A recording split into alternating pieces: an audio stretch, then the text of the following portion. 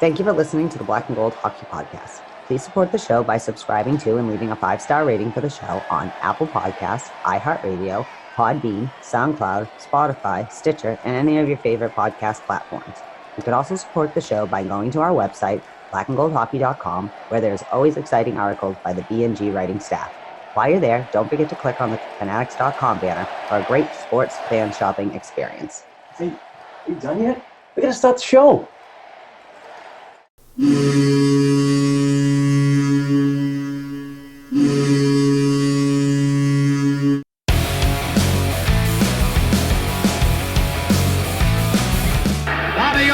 Behind the net to Sanderson. Scores for the Boston Bruins. 30 seconds left in the period. The Bruins are shorthanded. Ray Bork from the face-off circle to the right of Reggie Whitman. Fired it down, and Whitmore blew it. Did he ever? To Bergeron on the drive, save, rebound, he's loose. Sagan kicks him loose. Bergeron scores! Patrice Bergeron with the point of the dagger in their throats. They rip it out of Toronto's hands and kill the beast. The Boston Bruins have won it after being 3 down in the third.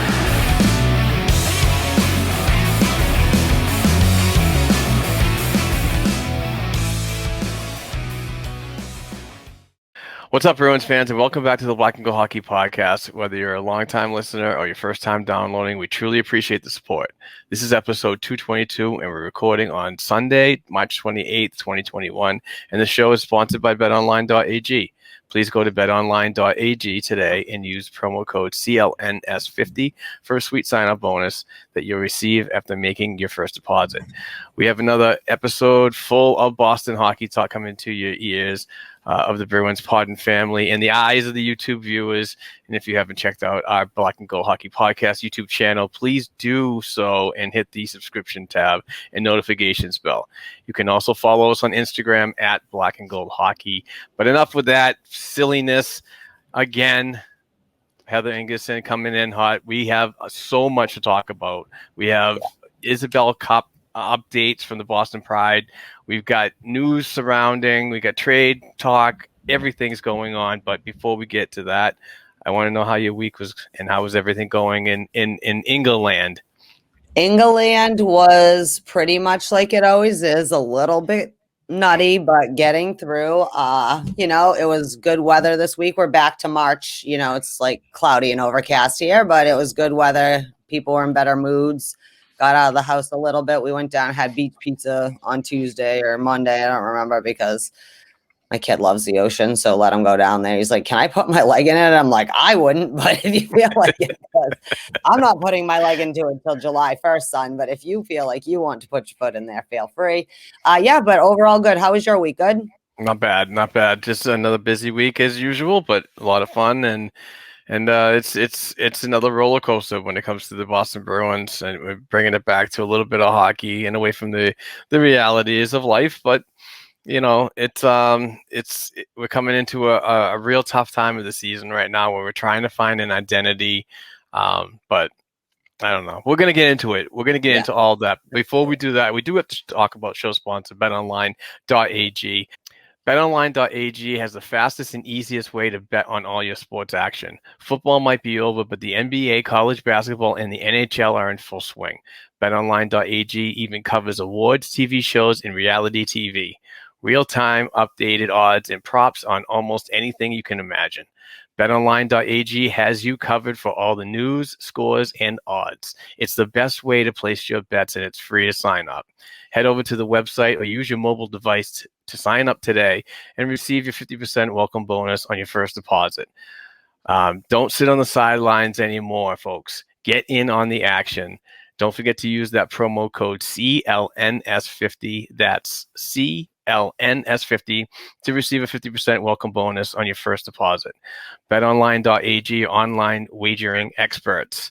So, Heather, you are now officially in charge of running this agenda, because I do I wanna Not do too well. that. Not too well at lists, I guess. I need the talking for that matter. But where are we going from here? I mean, we do have such an amazing agenda. We really went to town on this one. I took a couple hours typing it all in. So love it, but let's go.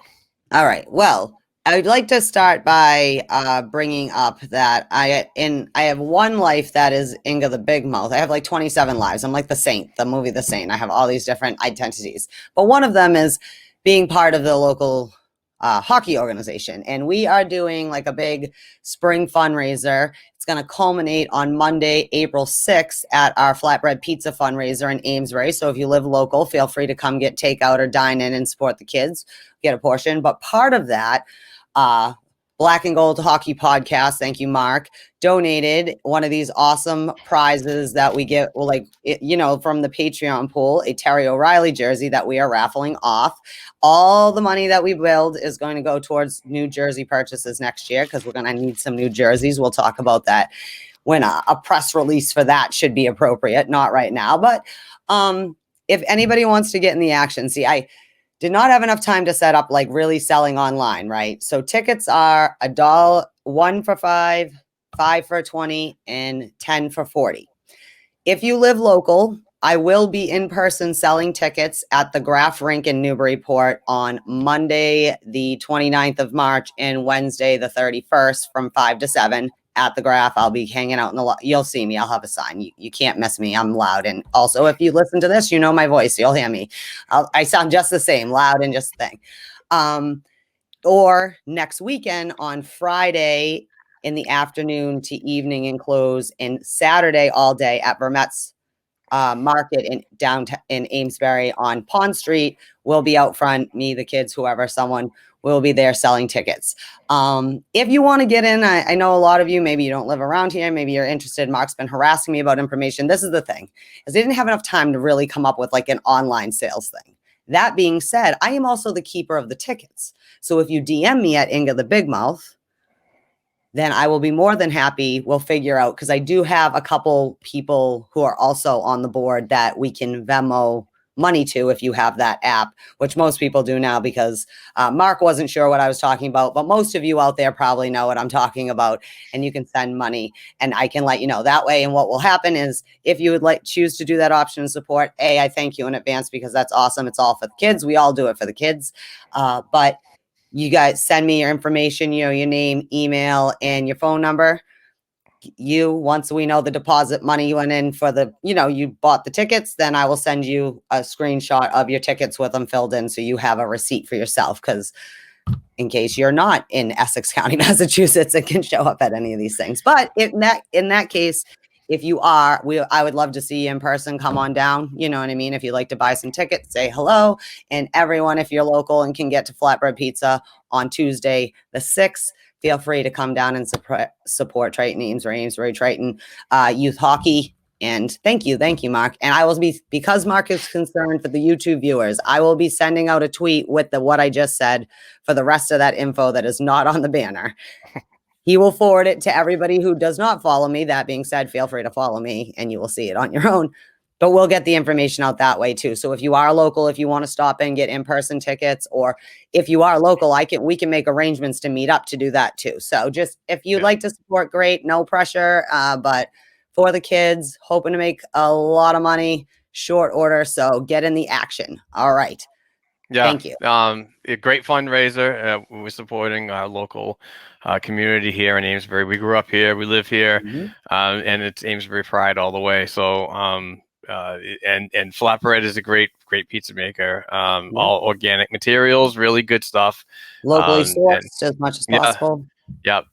Lots of great things that have happened just in this community to raise money for an awesome thing. And youth hockey is where it all starts. That's where the dream happens. So if we can get those 1% of National Hockey Leaguers that make it this far from these beginnings and in our community, it's very beneficial for everybody. So please do what you can to donate, and we're going to be doing these more often, and we'll be on the ball a little bit more with ways to do it online, credit card, and so on, because we really want to do our part to help raise as much money as possible. So we'll use as many avenues as possible, and I'll work with our Bruce Sullivan, our guy, and we'll get more of these jerseys to make that happen. Yeah, well, we appreciate that. I know Maura, who is on the board with me, but she's in charge of kind of our social media and stuff. She does that. When you retweeted their tweet, her tweet about the thing, she was like, "That's pretty awesome." I was like, "Trust me." I'm like, "I'll retweet it all you want, but only 400 people care what I have to say. A lot of people care what Mark has to say." So, anyways, that's just that. That's my pitch sale. That being said, anybody who may listen to this that does live in town or around here and was at Vermette's on Friday night, I did sell tickets for a couple hours there. And as always, everyone's super generous. Vermette's is the hot spot. That's where all the locals, the townies, the people who were townies, so you show up because Vermette's is awesome. So you can support youth hockey and local businesses. It's like an awesome all around. Spread out the money. Know what I mean? That's right. All right. That being said, get in on that action. Again, I'll tweet that out later, but let's talk about last week's action, Mark. Okay. We will. We only had 2 games because stupid COVID protocol canceled Tuesday, which is fine. Because really, did we have to play the Islanders twice this week? I'm kind of glad we did. So, no shit. On Thursday, we lost. Great, 4-3 in overtime. I know we're all shocked we lost to the Islanders. I thought we were going to win that one, and I was like, can't get excited yet because this team has broke my heart too many times on the flip side. But it did feature the return of Tuukka Rask for 6 minutes or whatever that he was there. And I'm not laughing because he had to leave, obviously. We'll talk about Tuukka later. Halak thrown in to finish out the game. Overall, Carson Coleman was in. Great. He scored a goal. He was in, scored a goal, and then had to go have an MRI on his hand and is now injured. But while he was there, he was very effective. Coleman scored from McAvoy and Bjork. Steve Kampfer was up. He's, again, a guy who's not always there, but he really does, when he is there, stand up and is such a good organizational player. Just we always like to give him his praise because he does do when he's up there. And McAvoy and Krejci and Bjork scored too. He's been popping in and out of the lineup. You never know who's going to be there with these rotating casts of injuries and COVID kids.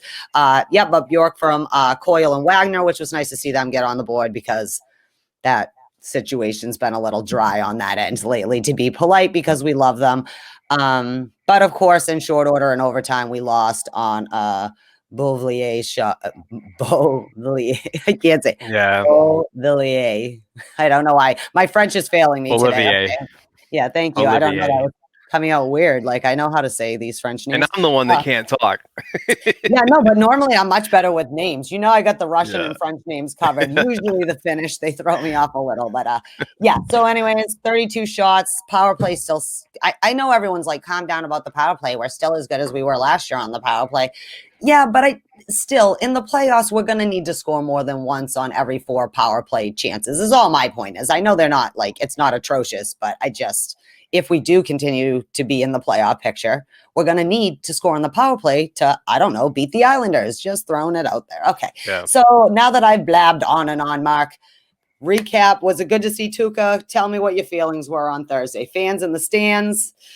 Yeah, we'll talk about that later on. We do have an interview with the Luchador, who is in the house, so we're going to talk to him and get him involved in the experience, but stay tuned for that later on. Great to see fans in the stands. Great to hear some real voices. The game, on the other hand, is just another New York Islanders Boston Bruins game this season. Just real tough to get a grasp on why this is it's such a hard team to try to handle. And I know there's a list of injuries, but we don't use injuries as excuses. It's always that next man up mentality. Let's get it going. We've been working on that for years, but getting it all together has been a real tough task this year. And it could be a lot of different things that are going on, especially with the way Chris Wagner talked about recently with this is going through these pandemic times isn't easy for anybody. And, we're sorry for the ones that have lost folks and so on, and also the ones that are going through mental, health issues, mental health issues. I'm sorry. So, it all plays a factor in how this team plays and how individuals perform. So, We just got to get back into some kind of normalcy, get back on track, and maybe we'll see these players all really buy in and get into it. So, I mean, there's so many avenues of struggles, so we'll see what happens. But the going back to the game, just to bring it back, it's just, you saw some good things from Anders Bjork. I thought his game was really good. Getting involved, getting into the areas where he's so effective in using his shot and his speed and positioning. So he's starting to really come around and so on.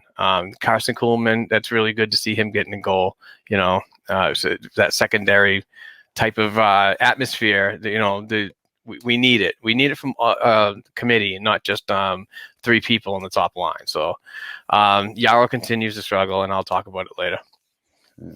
All right.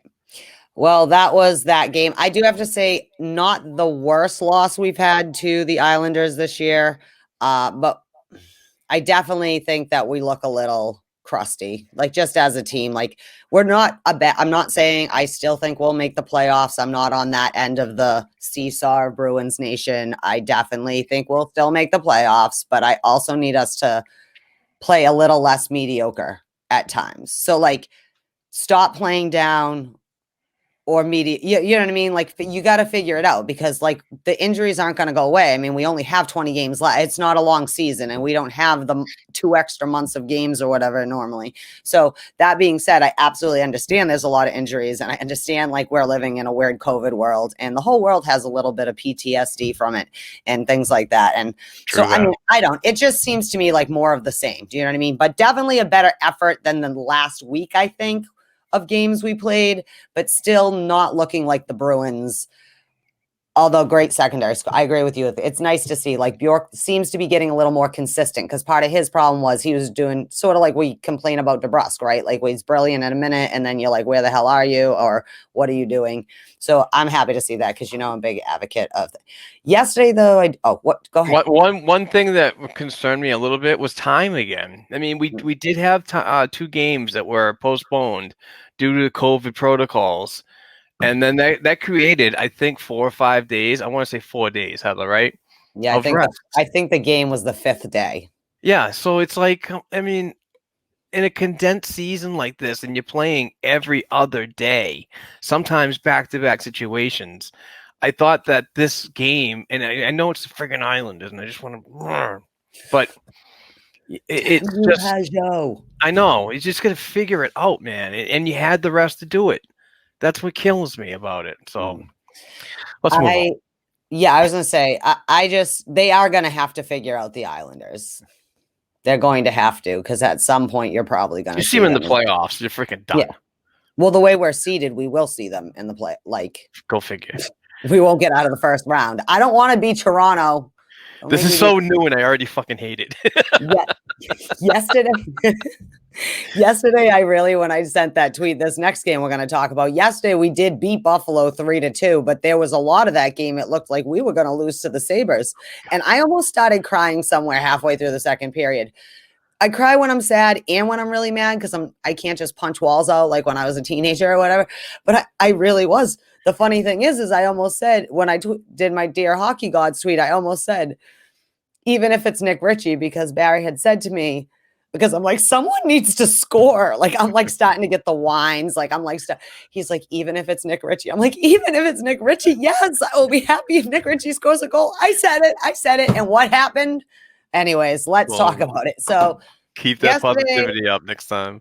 Yeah. Buffalo was definitely looked better than us for a lot of that game at times. We were kind of sloppy. So I don't know if they look better than us because obviously that seems a little hyperbole playing thing. You can see the frustration. Buffalo is playing like a team that just wants it to be effing done. Like they don't even want to be here anymore.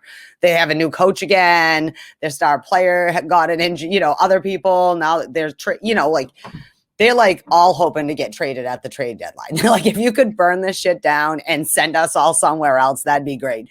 They never wanted it. This is probably the only team that ever wanted the league to move them to a different destination. And like, again, it confuses me because I feel like these owners should be all in there, that type of personality, but they're just not. But anyways, We were down, but Grislick scored to get us back in the game. I think we were down 2-1, and then Grizz scored.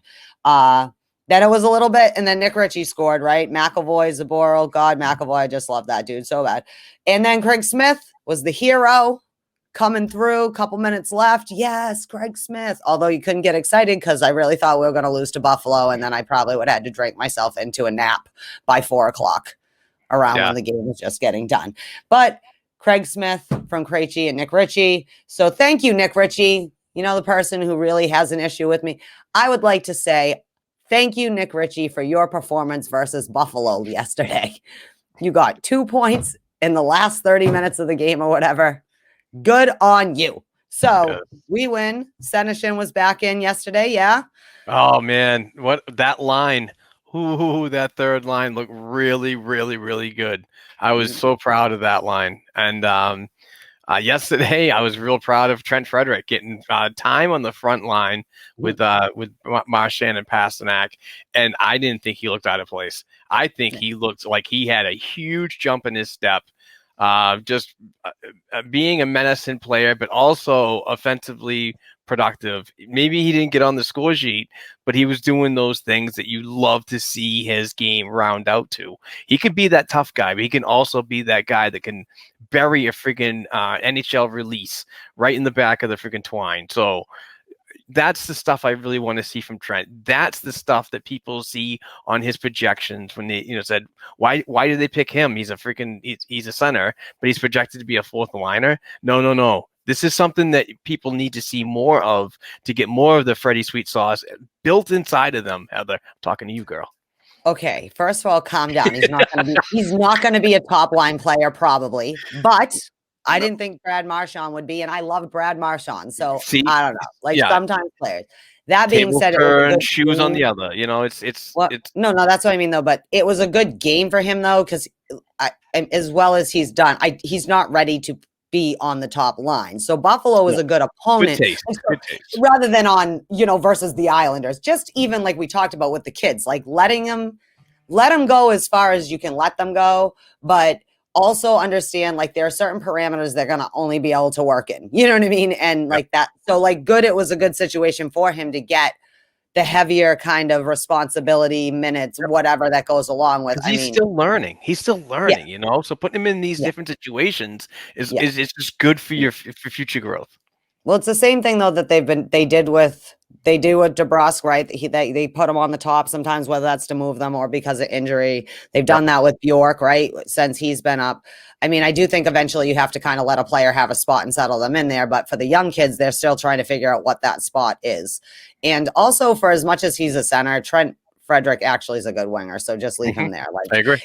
Where he's been playing that way, he seems to be comfortable there or whatever. He does, unlike some people we're trying to force to be wingers or wingers that you want to force to be centers, he seems to be comfortable on the wing. So why don't you just keep going with that? And, unless there's a super emergency. We have 800 centers, you know what I mean? But we don't have a lot of good wingers that we need wingers. So why don't we, instead of the next second line center still not having wingers the way Krejci hasn't had to have wingers consistently, why don't we just say, eventually you're going to be the left wing on the second line or whatever, just going on there. But overall, I mean, whatever. We played Buffalo, and it's hard to say, it's yay, we won. But it was Buffalo. We should have, what we needed to was, what Buffalo's asked 6-1 to remind us that we are indeed the Boston Bruins and not the Buffalo Sabres. And I'm not sure that happened. That being said, Dan Vladesh was in net again. I agree with you. Tweeted out something. I don't remember the exact words. We can, but something like, he let up a couple ugly goals, whatever it happened, but he's looked pretty good. I agree. And that's why thumbs up, guy. Cause first of all, this is his third NHL game or whatever. Fourth, is it third or fourth? Third. It's just technically is his third, but let's call it 2.5. Yeah, exactly. So that being said, I don't count the playoffs. He has a contract, kid. By the way, you're now the number 2 on this team. Oh, am I? Because I didn't pack for that. So I thought he had a pretty good game. His numbers were all right. He had a 9.6 save percentage. Yeah, stopped a lot of shots, 30 whatever out of 30 he whatever. made a rookie mistake in the first Buffalo goal. Went behind the net to play it. He saw black and gold and immediately made the pass, but didn't see that fucking white jersey coming in at him. It happens. I saw it down in Jeremy Swayman's second day, and it's funny because nobody gave him shit for that down there because they didn't see it. People saw this, and they don't have a chance to see stuff down the American Hockey League level because either they're stubborn or just don't know enough about hockey.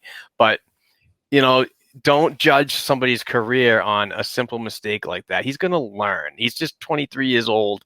This is his first little experience. Give the kid a break. This is exactly why Tuukka Rask got hated back in the day, and it fermented into this shithole.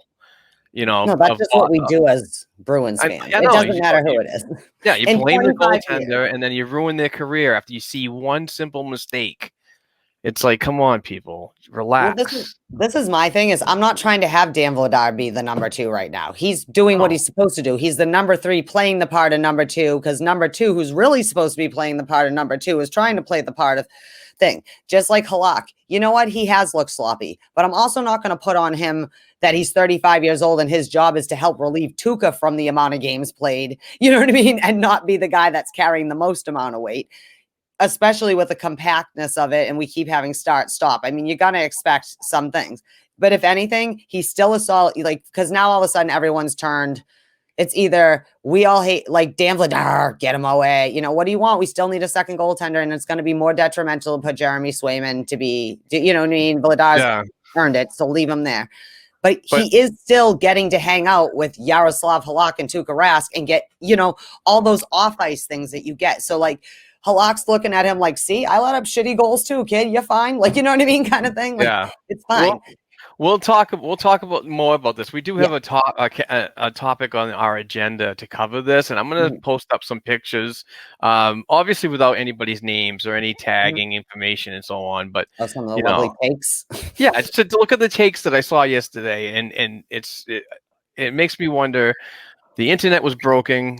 I'm shaking it like a freaking a snow globe, trying to make it work better. It was like, come on, internet, be better. When we lost to the Islanders the other day, I couldn't even, I'm like, fucking shut off internet, because this is what I know. I know why people hate Bruins fans. I am a Bruins fan and I hate us sometimes. I was like, oh no, I am not living through it's like 170 notifications. This team sucks. Although some takes are reasonable takes, but just from an emotional standpoint. Yeah. But then there's some, yesterday, there was some loony takes. That's funny. We should actually, didn't I say that we should do a whole segment that's like shit I saw on Bruins Twitter this week? It'd be funny. Let's introduce that.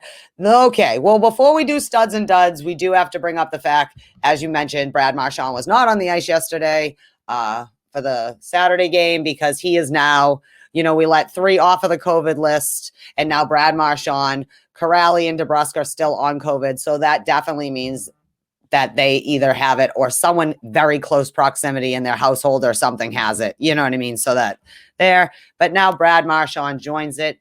We don't know positive, false positive. He definitely was not there, though. So that's a little concerning, but at the same time, that seems to be isolated pockets. Again, it could just be contact tracing from each other. There's a whole complicated every state has health things they have to do and stuff. So we don't really know what their own health is, but generally speaking, little concerning. We got one more going on.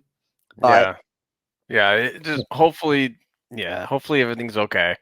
First and foremost, we always, try to preach the best of health in anybody, including our favorite players. This just sucks. It's so hard to believe that. I know I said it last week. I believe that for so many games this season, you heard it from other teams in other areas, and you're like, that won't happen to Boston. We're too good for this COVID crap. And all of a sudden, now it's reality's hitting us, and so.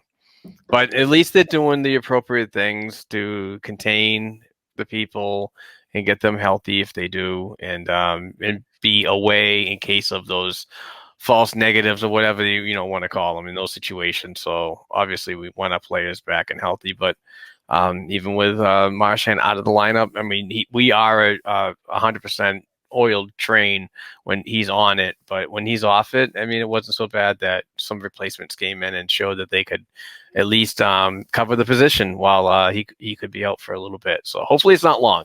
I mean, we do have a game against New Jersey today, so and he remains. Here we go. We're gonna lose. Yeah, We're gonna lose. No, I'm just kidding.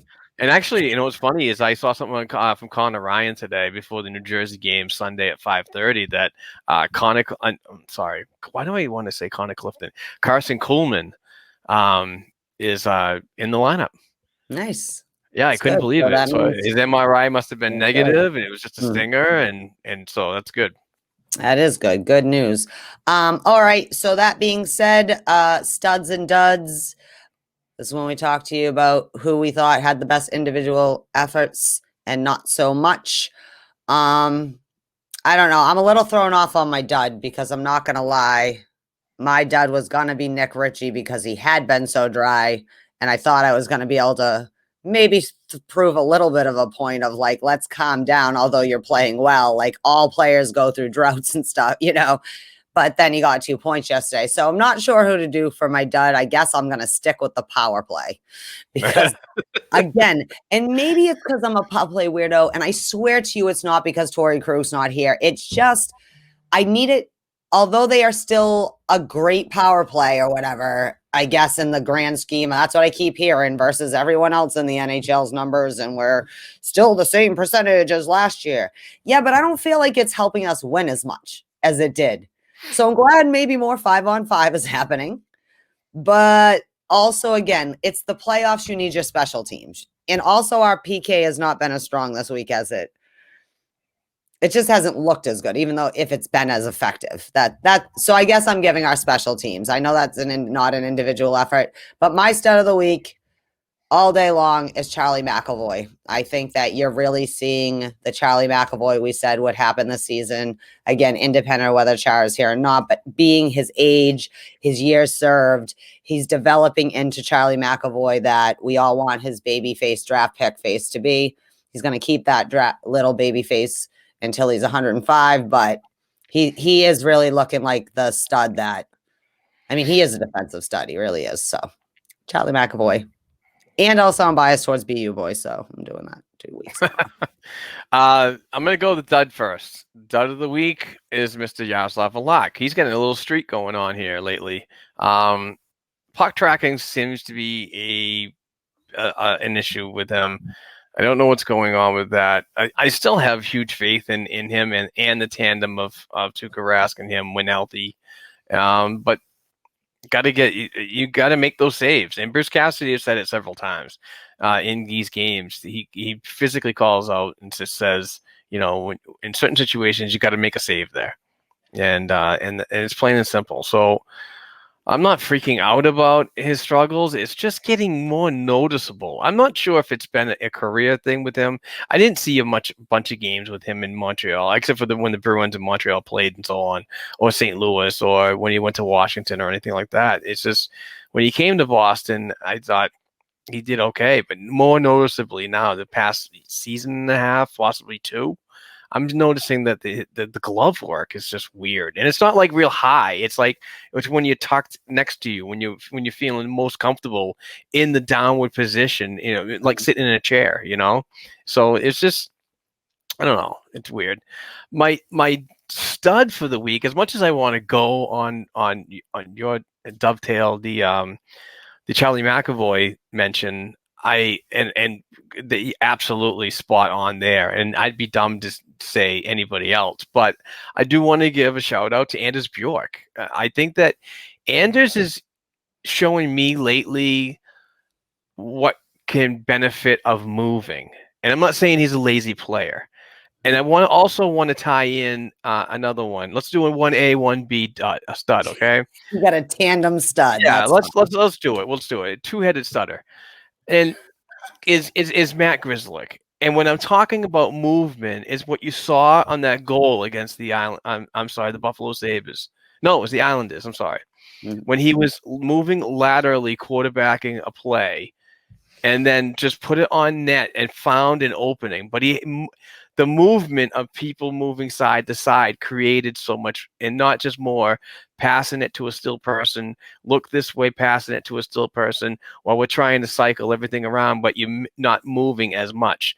Those two players I've noticed lately have really come out and created gaps for themselves, but getting into certain areas where it's actually a scoring threat. And I need to see more of that. So those are my two kind of good guys. And Yarrow, you got to get off this streak, man. Seriously, I'm getting tired of it. Yeah, I think I think maybe some of Yarrow stuff. I do agree with you with the glove hand, but you don't see it all the time. Do you know what I mean? It hasn't been a constant problem, so that's been good. I mean, the last few weeks we've seen it a lot more, but I meant, like you said, how the last like year and a half. That also can just be you're slowing down. Maybe you're not quite as tight and comfortable. Maybe there's something in front of you you're not comfortable with that's happening. Like we talked about, sometimes Tuca gets like, if out front's a little messy, he gets a little, not rattled, but like it's harder to be comfortable, like you said. And we all know 90% of goaltending really is meant to, you know what I mean? And so it can be fixed. I agree with you. I'm not giving up on Halak. I can see though why he received a dud from you again. Yeah. So you just, in your talk, I love Anders Bjork, but you also confirmed why I want to just forever keep. I understand we need to spread the movement and the whatever around. That doesn't mean I am changing my mind about having Grizz and McAvoy on the first pairing. The numbers aren't lying. And they play together with the comfort level. It's almost like it's something that the other kids can build to see what you should look like as a professional, not saying the other people aren't, but just it's a sloppy on the back end. I mean, I'm not insulting anyone. We just know it's a little bit. We got young, we got injuries, that happens, but they're consistent and they show it, even though they've had their down times each of the season. Overall, they've been two of the most consistent players since puck drop. And that includes Grizz had an injury. He was out a few games and such. So that's just my argument on that. You know what's not sloppy and awesome on the back end? Blue Chew. Okay, you messed it up. I was gonna do this part. You messed up my transition. I'm sorry. It's fine. My bad. Well, before we do Blue Chew, because that is our next thing, but before that, I was gonna say, and for just before we do Blue Chew, I'd like to mention someone who is considered a stud and a dud, depending on what side of the coin. Happy birthday to Jack Edwards' birthday was this week. He can be a stud and a dud, depending on what team you play for. But that being said, we are going to talk about Blue Chew. And I'm going to talk about Blue Chew. Mark's not. He's going to sit here and think it's funny if I mess it up. But anyways, we're here every week talking hockey. You know we love hockey. I know people love these Blue Chew ads. I know we all like great sex if you're adult and you're consenting age. Yes, but you need to have the confidence to give the performance you want in bed, okay? You need to have the endurance. And I understand that sometimes you think that you do, but then you find yourself needing an apple on the bottle rocket. And that's fine. There's nothing wrong with that. Let me tell you about Blue Chew that will help you, gentlemen, in bed.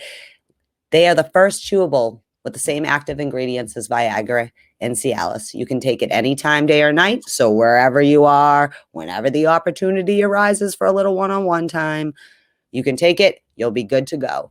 Blue Chew is made in the USA and it is prescribed online by licensed physicians, so you don't have to go to the doctor or wait in line. And it's even cheaper than a pharmacy. They ship it to you in discreet packaging, so there's no awkwardness and you don't have to leave the house. Although I don't think you should have to be awkward about these things anyways, because we're all grown-ups. So if you go to bluechew.com, blue like the color, and you put in black and gold into the promo code, you will receive your order for free. You just pay $5 for shipping, which is a great, great thing. So black and gold listeners, not asking you who you are, but if you need it, it's a good way to get it. Bluechew.com, promo code black and gold, free order, and shipping's just $5. So next time, maybe you'll have the proper endurance. Maybe you'll be playing with a not short bench, and then you can properly, hit the top of the netting. That's it. Let's go. Bucket loads Blue Chew going to TD Garden this week. Get a little got a couple games. Need some wins. Need some points. Yeah, need a full bench. Yeah, we need the full bench because this half bench or underperforming. Let's not underperform. Let's overperform. Like I said, you want to believe in ST. Oh, I didn't retweet it yet. No, it just went out 8 minutes ago. No worries. Okay, I'm slacking. I'm sorry, boys. I'll get it out in the next when Mark does in a minute. But before we get to your down in the system, we do have a couple ones in between. You had put on there about what we thought about Cassidy sending a message to the veteran corps and mentioning that they have to be better. So you put that on there. I'm going to let you start. Yeah, I just thought it was kind of it was a call out. I seriously thought it was identifying everybody on this Boston Bruins team, and it doesn't matter who you are and what your accolades are, your past is, and so on. Everybody was addressed on this, and I don't know. I'm kind of getting frustrated with like my thought of like, is the message starting to get stale with this one now? And it's kind of weird that I gravitate to that, and I hate doing it, but it kind of makes me think. I'm like, okay, on Thursday they lost in overtime, and I understand that they got a point, whatever. But afterwards, it was called out. It was bag skate on Friday, and we heard Bruce getting very, very vocal on the ice about. And he was dropping F-bombs. You saw it, right? Yeah, he's been warned to do that sometimes when he's upset. Yeah, some foul language from Coach Cassidy. But then they go and play Buffalo. And Buffalo's known as they continue their losing streak. Having a dumpster fire every year. Allmark was in net. This was a freaking club. I wanted to see that response.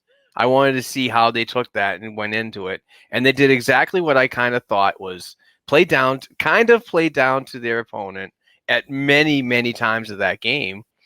But there were also some good spots in that game that they showed that, obviously the win. Getting the points is the most important thing. I get it. But it's not a total 60-minute commitment to me.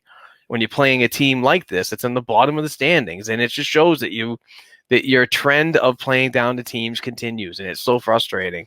And I think that Bruce freaking wanted to get something out of them, and hopefully maybe it wasn't an immediate happening on the Buffalo game.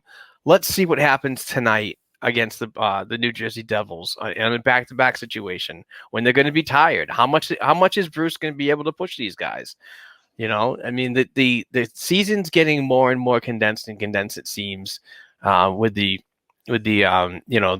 postponements and so on, and the schedule, blah, blah, blah. But we just got to see more of this team. And I understand that they're injured, and I don't want to use those as excuses, but, that's just my rant on what he was saying, how they responded, and hopefully it happens sooner rather than later, because we need everybody. It's a committee thing here. I have a few thoughts on this. One, I'd like to remind you again, if we continue to play by the 2015-16 Bruins, Bruce Cassidy will not be. Jay Leach will be the head coach of this team come May. I say that jokingly, but a couple things. One, I do think the message is stale. And I think this is partly because, and just feel me out, okay? And not because Cassidy isn't a good coach. But if we put it in perspective, he had one NHL coaching job, right? That a mutiny broke out on. But that is, he was a young coach. He was the peer group of a lot of his players, you know what I mean? Like, it's hard to be the coach of some players played against you kind of thing, you know what I mean? I get that. But I think that he's also had the distinct benefit of having someone like a Zdeno Chara in the room that isn't going to allow you to I don't know, like really knows how to help the coach motivate players. And I'm not saying like Bergeron and them aren't, right? But a little bit of the transition this year, I think, is Bruce Cassidy really, truly, completely now it's your room, right? Because Cassidy's even said himself, like, Chara's, like as his player, but was more like his partner too. Like that he thanked him for helping him become the coach he is. Yep. So that being said, maybe he needs to deal with some better coaching or figure out like how he needs to maybe just the way he's trying to address it isn't working. So find a different way to address it. Because I don't think bag skating is ever motivating to any player since 1987. I don't think like this day and age, like that to like a modern player is like, you're a dick coach. Like if you're going to do that, because I actually am thinking a little to myself, well, maybe you need to be better too, Cassidy. Because in the end, you guys all want this young team. Well, Cassidy and Sweeney, they're the ones that constructed this. That supposedly, even if we are playing as a half AHL team, legitimately, we should be able to truck the Buffalo Sabres with our Providence players because they also are good players. You know what I mean? And Buffalo is barely an AHL team at this time, at points most of the season. So I guess for me, I don't mind calling out a player every now and then. But I think because you're frustrated and your players aren't responding, I don't think players respond any better being called out in the media than they do in the locker room. I think it actually sometimes has the opposite effect. Because now your players, they've been your players 5 years now, whatever, and kids that trained under you that maybe still may be coming up soon, or you were in that process. Now maybe like, dude, Bruce is kind of being a dick, and that's not going to help you when we're kind of all mentally stressed, and I'm sure they all are, including Bruce Cassidy. It's stressful to coach a team that you don't know who your players are going to be that night, the rotating cup, but I don't think that we need that. But I do think that if Cassidy is going to call them out, then he and his staff need to call them own selves out too and figure it out, because they're all better than this. Our coaching staff is better than this. Our players are better than that, whether they be popping up from Providence or already mainstays on the team. So I do think that the veteran core needs to be better though, but also they're not miracle workers. Do you know what I mean? Like, you sent away huge pieces of this core. We've had other pieces, major pieces injured at times. When Grizz was out, Tuukka obviously struggling with this thing, the back thing, whatever. Halak hasn't been on. They need to be better too. But sometimes when teams are really playing like shit, the best course of action, and this is just generally, you could be a teacher, you could be whatever, a parent, sometimes get off their back and just step away. You figure it out then. Nobody wants to listen to me. You don't want to do what we're saying. You guys know everything. Do it. Yep. Let them, because then maybe they'll figure it out a little for themselves. I'm not saying they're overcoached, but sometimes, you know what I mean? If I'm like every day, Mark, that happens between us, right? Like if I'm like, are you going to send me that? You'll be like, rah, because there are other things going on, but it's not at me. It's just, I'm the trigger that's now made the thing. Or you'll be like, I need the banner thing. I'm like, fuck the banner. I'll get back to you in like 2 seconds, right? But when we like stop talking about it or whatever and take a second, or if like something's going wrong technically and whichever one of us has to come back from the ledge, we walk away for a second or whatever. Yeah. You reset it, right? So like, instead of you like a parent ad nauseum saying shit that the kids are la la la la la la la, let them fail. So when they lose 8-1, and let it be, just know that when Dawn comes down here and Cam shows up, I'm going to let him know I let you be the coach today, Carson Kuhlman, or whatever, and figure it out, maybe Cassidy needs a break, because it is annoying to like be saying the same things over and over again and no one listen, or whatever you perceive to be happening. So that's really that. Sorry, I didn't mean to babble too much on about that. I do think that's an important thing though. I think it's the way you do it. I think all day long, call your players out. Like if in practice he wants to be like, what the F Bergie, F you Marshy, what are you Charlie McAvoy? Oh, you're Charlie McAvoy. Oh, so fancy. Like, if you want to have a nutty like that, that's great. But this is Boston media. Calling your players out, it's not going to help them. Oh, because you know what? Some of these players are friends with Boston media too. So then something might slip out, maybe a little disgruntled here and disgruntled there. And that's when people are getting in fistfights in the locker room and shit like that. And I'm just saying, Bruce Cassidy doesn't want none of Trent Frederick. No, I'm just kidding. No, I'm just kidding. I think they'll be fine. I think they'll work it out. But that being said, Charlie McAvoy, oh, you're so sexy. Yeah, but he's been the MVP of this club. Yes, yeah. I want to say I heard it from Jack and Brick talking the other night. They actually said, has Charlie McAvoy been the best player on the ice this season thus far? And I have to think so. I really have to think the way he's like, I don't know if he's commanded the room or whatever, but he's just you could just see that he's like breeding leadership out of this whole thing, and he's playing better while doing it. And I love his mobility lately, the way he takes the puck in the zone. Like the other game when he went around the net and so on, just surveying everything. I was just so impressed with that. I mean, it was very Bobby Orr-esque. Let's put it that way. I know it's probably gonna get killed for it, but just the way it was a play was read, and I really want to get him more involved. Point production wise, obviously, you love getting points from your defense. But with the give and goes, like we talked about this a while back, he has the ability to go through all three zones and do it effectively. But when he passes it off, give it back to him. See how far he can stretch those legs and get close into the net and start to create a weakness on the opposing defense. I'd love to see more of that. That's the type of shit you get when you want a freaking I almost called it a Vezina trophy, but I know that's a goalie Norris, the Norris trophy. Yes. So I think he's been fantastic, and I would put him definitely in my top 5 for Norris candidates right now. Yeah. I mean, I don't think that he'll be in serious consideration, but I think that it's kind of a shame in a way that this is a shortened season, because this is his coming of age season. This is his sweet 16 birthday party, if you will. And I think it's interesting with McAvoy because he's the only one. I mean, he's not a veteran, but he kind of, as for like just holdovers, right, from the last few years teams, he seems to be the best representation of what the Bruins are supposed to be. He has all the lessons from the guys he has in the room, from Cassidy, from, BU coaches, his whole, he still brings with him the lessons he learned from Chara and Krug and remember them. I feel like him and Grislick is another one who's been pretty consistent with, he's not MVP, but like holding the line of like, guys, this is what we are as a team. Like you said, we're a team for some reason. Even though we are struggling as an identity with players, we shouldn't be struggling with an identity as a core group, because the values shouldn't have changed.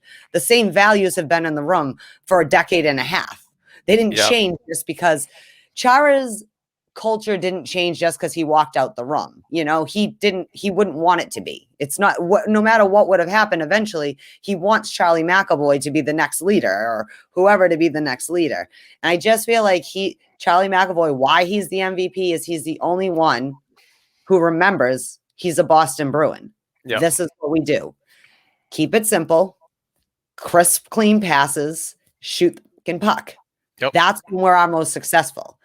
Tough, right? Play both ends. You don't go. You're not a defenseman or you're forward. You better be doing both. We need two-way players and all of that. So, I think all day long he's the MVP of this. Somebody on Twitter the other day mentioned during his press conference, in press conferences in the past, that Charlie's body language goes to a sad, happy kind of area when Chara's brought up. Yeah. And I think that just tells you right there how much he cared about that guy and how much he learned and just acted like a sponge. And we're seeing it on the ice. We're seeing the involvement of, I believe, a future captain of this Boston Bruins team sooner or later, whether it be. But now that we're on it and we have a couple of minutes before we go to our mid show commercial with Boston Sports and Media and Music and Memorabilia. Wow, got something. You got it. That's a lot of alliteration. I got an itch and it freaking threw me out. I lost where I was going. Damn it. We were talking about Charlie McAvoy, MVP, Chara. You could tell he appreciated it. Like, like really love that dude. What are you going to say about him being captain, maybe? No. No. He's got one more full season left under his contract. No, he's got this one and the next one. Carlo's the one is currently on the last year. Yeah, so he had the shorter one. Yeah, so I mean, we're seeing this right now with Charlie McAvoy, and if he could play like this during these times, this condensed season, and what happens in the playoffs, we don't know yet. and then continue it into a full year next year, into a contract year, and he'd probably get his ticket after that. And I think that's where somewhere in that term he might be named captain. But sorry about that fumble on what I was trying to think about. That's all right. Well, you were circling back to it. It happens to me all the time. I have the list in front of me and I can't stay on topic. I help make the topics. I can't be on topic. The power of editing. I mean, I think that Charlie McAvoy is what he's supposed to be, right? He's supposed to be the next or Bork, whatever. Yep. That legacy, legacy, right? Yeah. No, I just mean like as players, like these are names that in 40 years, like these names are still going to be associated with the organization as greats of an organization. You look at just like we think of other greats on other teams, like Bobby Plager passed away last week. I meant to say, that's someone who even like as a kid, like that's someone I would associate, you know what I mean? Before you associate Jordan Bennington with the St. Louis Blues, these are players. But yeah, and like that's why they drafted him, right? Like all in. I mean, I think that's been everyone's thought is that he is our next Ray Bork. He's going to be around forever and he's going to play awesome forever. And he's, just going to be here and be the captain eventually. And I mean, Bergeron earned his captaincy and, McAvoy's still a little young, but I think that he strives to make his teammates past, present, and future, lead by example as he's been taught by the people he's learned from, show the example. But also I think he kind of, maybe he wants Zdeno to be proud. Like, there's my kid blowing off on a, you data boy, look at all those points. That's right. You're assist, that's it. Move that, call the play. Like part of the reason that the power play is kind of, yes, we're still executing or whatever, but part of this mess because this is like we were saying with Grizz. Let Grizz make it his power play now because he's got all the tools. Because like you said, movement. That's the people who are being successful aren't playing that. We are always at our worst. Every team is at their worst. Hockey is a game of motion. No defense has ever said, "Oh, you're trying to shoot on my goaltender. Let me move slightly to that quarter inch to the right." You need no. Your ass needs to move and make the space. Like you said. So yeah, I think they're all going to get money. They'll be bitching with people at the end of his contract. Will go, why we give him 8 years at $9 million a year? I mean, what's he do for us? I mean, even after 500 points in 1,000 games, like, you can't win here, but they're definitely going to re-sign him, I think. What, let's we got a couple seconds. So what do you think a term would be? 6 for 6? It's a $2 million increase. I think for this round, because of his age, he would get something like Torrey Krug was looking 6x7, 6, maybe 6.5 for 6, because McAvoy is young enough that he'll get that last contract. You know what I mean? He certainly has earned a pay bump, and what's he get 4 now, right? It was like he got 4 and Carlo 4 point something. Yeah. Yeah. And Carlo got the 3 or the 2.5 or whatever, because we had to sign them both. But yeah, I think it would be something like that. Maybe 7 for 6 or 6.5 for 7, something like that. That it would all even out because he would still be what? So say he'll be like 31, say, because he's still got a little term on this contract. That's fair enough. And then maybe you get another 2 to 3 year deal. If you're still playing well, you know what I mean? You can get good money even on a 3 year deal or whatever. And see where you go from there. But I think that not locking him down would be idiotic. But at the same time, this team does crazy things. So I don't know. Like, no shit. You know what I mean? You sign people I wouldn't think you would. You don't sign people that you'd think you would. Yeah. Or even just term wise on contracts, right? Like we give out like good contracts, but then some really shitty contracts. They never seem to acknowledge their shitty contracts, but they want to play like a pissing game over $500,000 in fucking 5 minutes of ice time. You know what I mean? Like it's so the weirdest. Crazy. I don't know how it works, but that's why I do a podcast with you and I don't run the Bruins. So nobody wants me to, because now I'd be in there like, you're fired. You're fired. You're suspended without pay. You're cool. You're cool. McAvoy is now the head coach and the defense now. So. He's Reg Dunlop, the player coach. Crazy gonna be the head coach of this team come October if they don't get their heads out of their asses. No shit. You know what, Creechy? New thing. We're gonna give you $4 million, and you can be the head coach for the next 3 years. What do you think? All right. Just kidding. All right. Sorry. All right. All right. Well, break time. we are at our break. We're going to hear from the awesome Bruce Sullivan, and he has tremendous items, all sports related from the Boston area, and the hand sign and fully authenticated. Authenticated. Thank you. So, yeah, I got to hear it first. But anyway, Bruce is really cool. He does everything for us. He even got us this jersey. I mean, we paid for it and everything, but we got a really good price on it because we told him it was for a fundraiser. So, awesome. But he has awesome stuff for Amesbury Youth Hockey. So, we'll hear from him and check out his Facebook page and so on. But we'll be right back.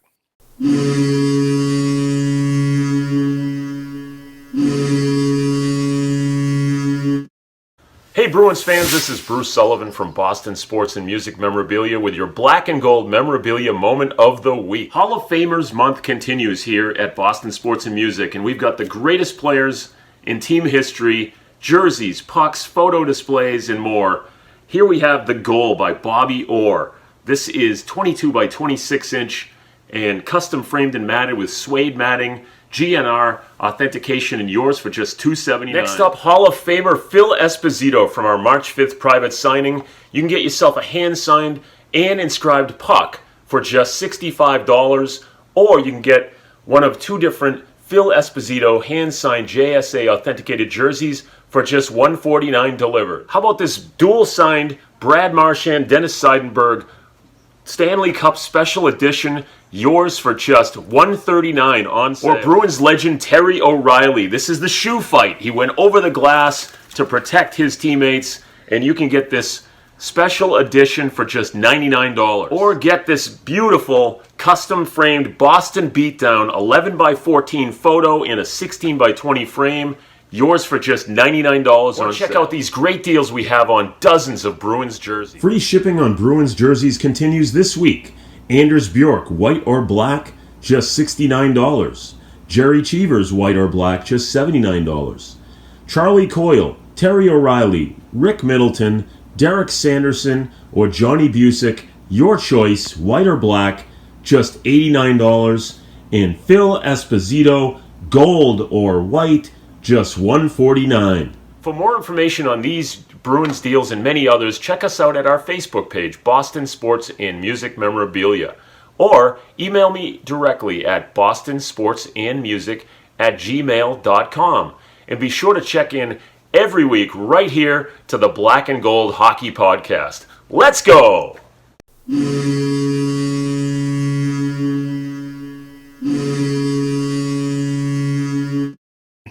Hey, Bruins fans, we're back. We just heard from the awesome Bruce Sullivan from the Boston Sports and Music Memorabilia Shop.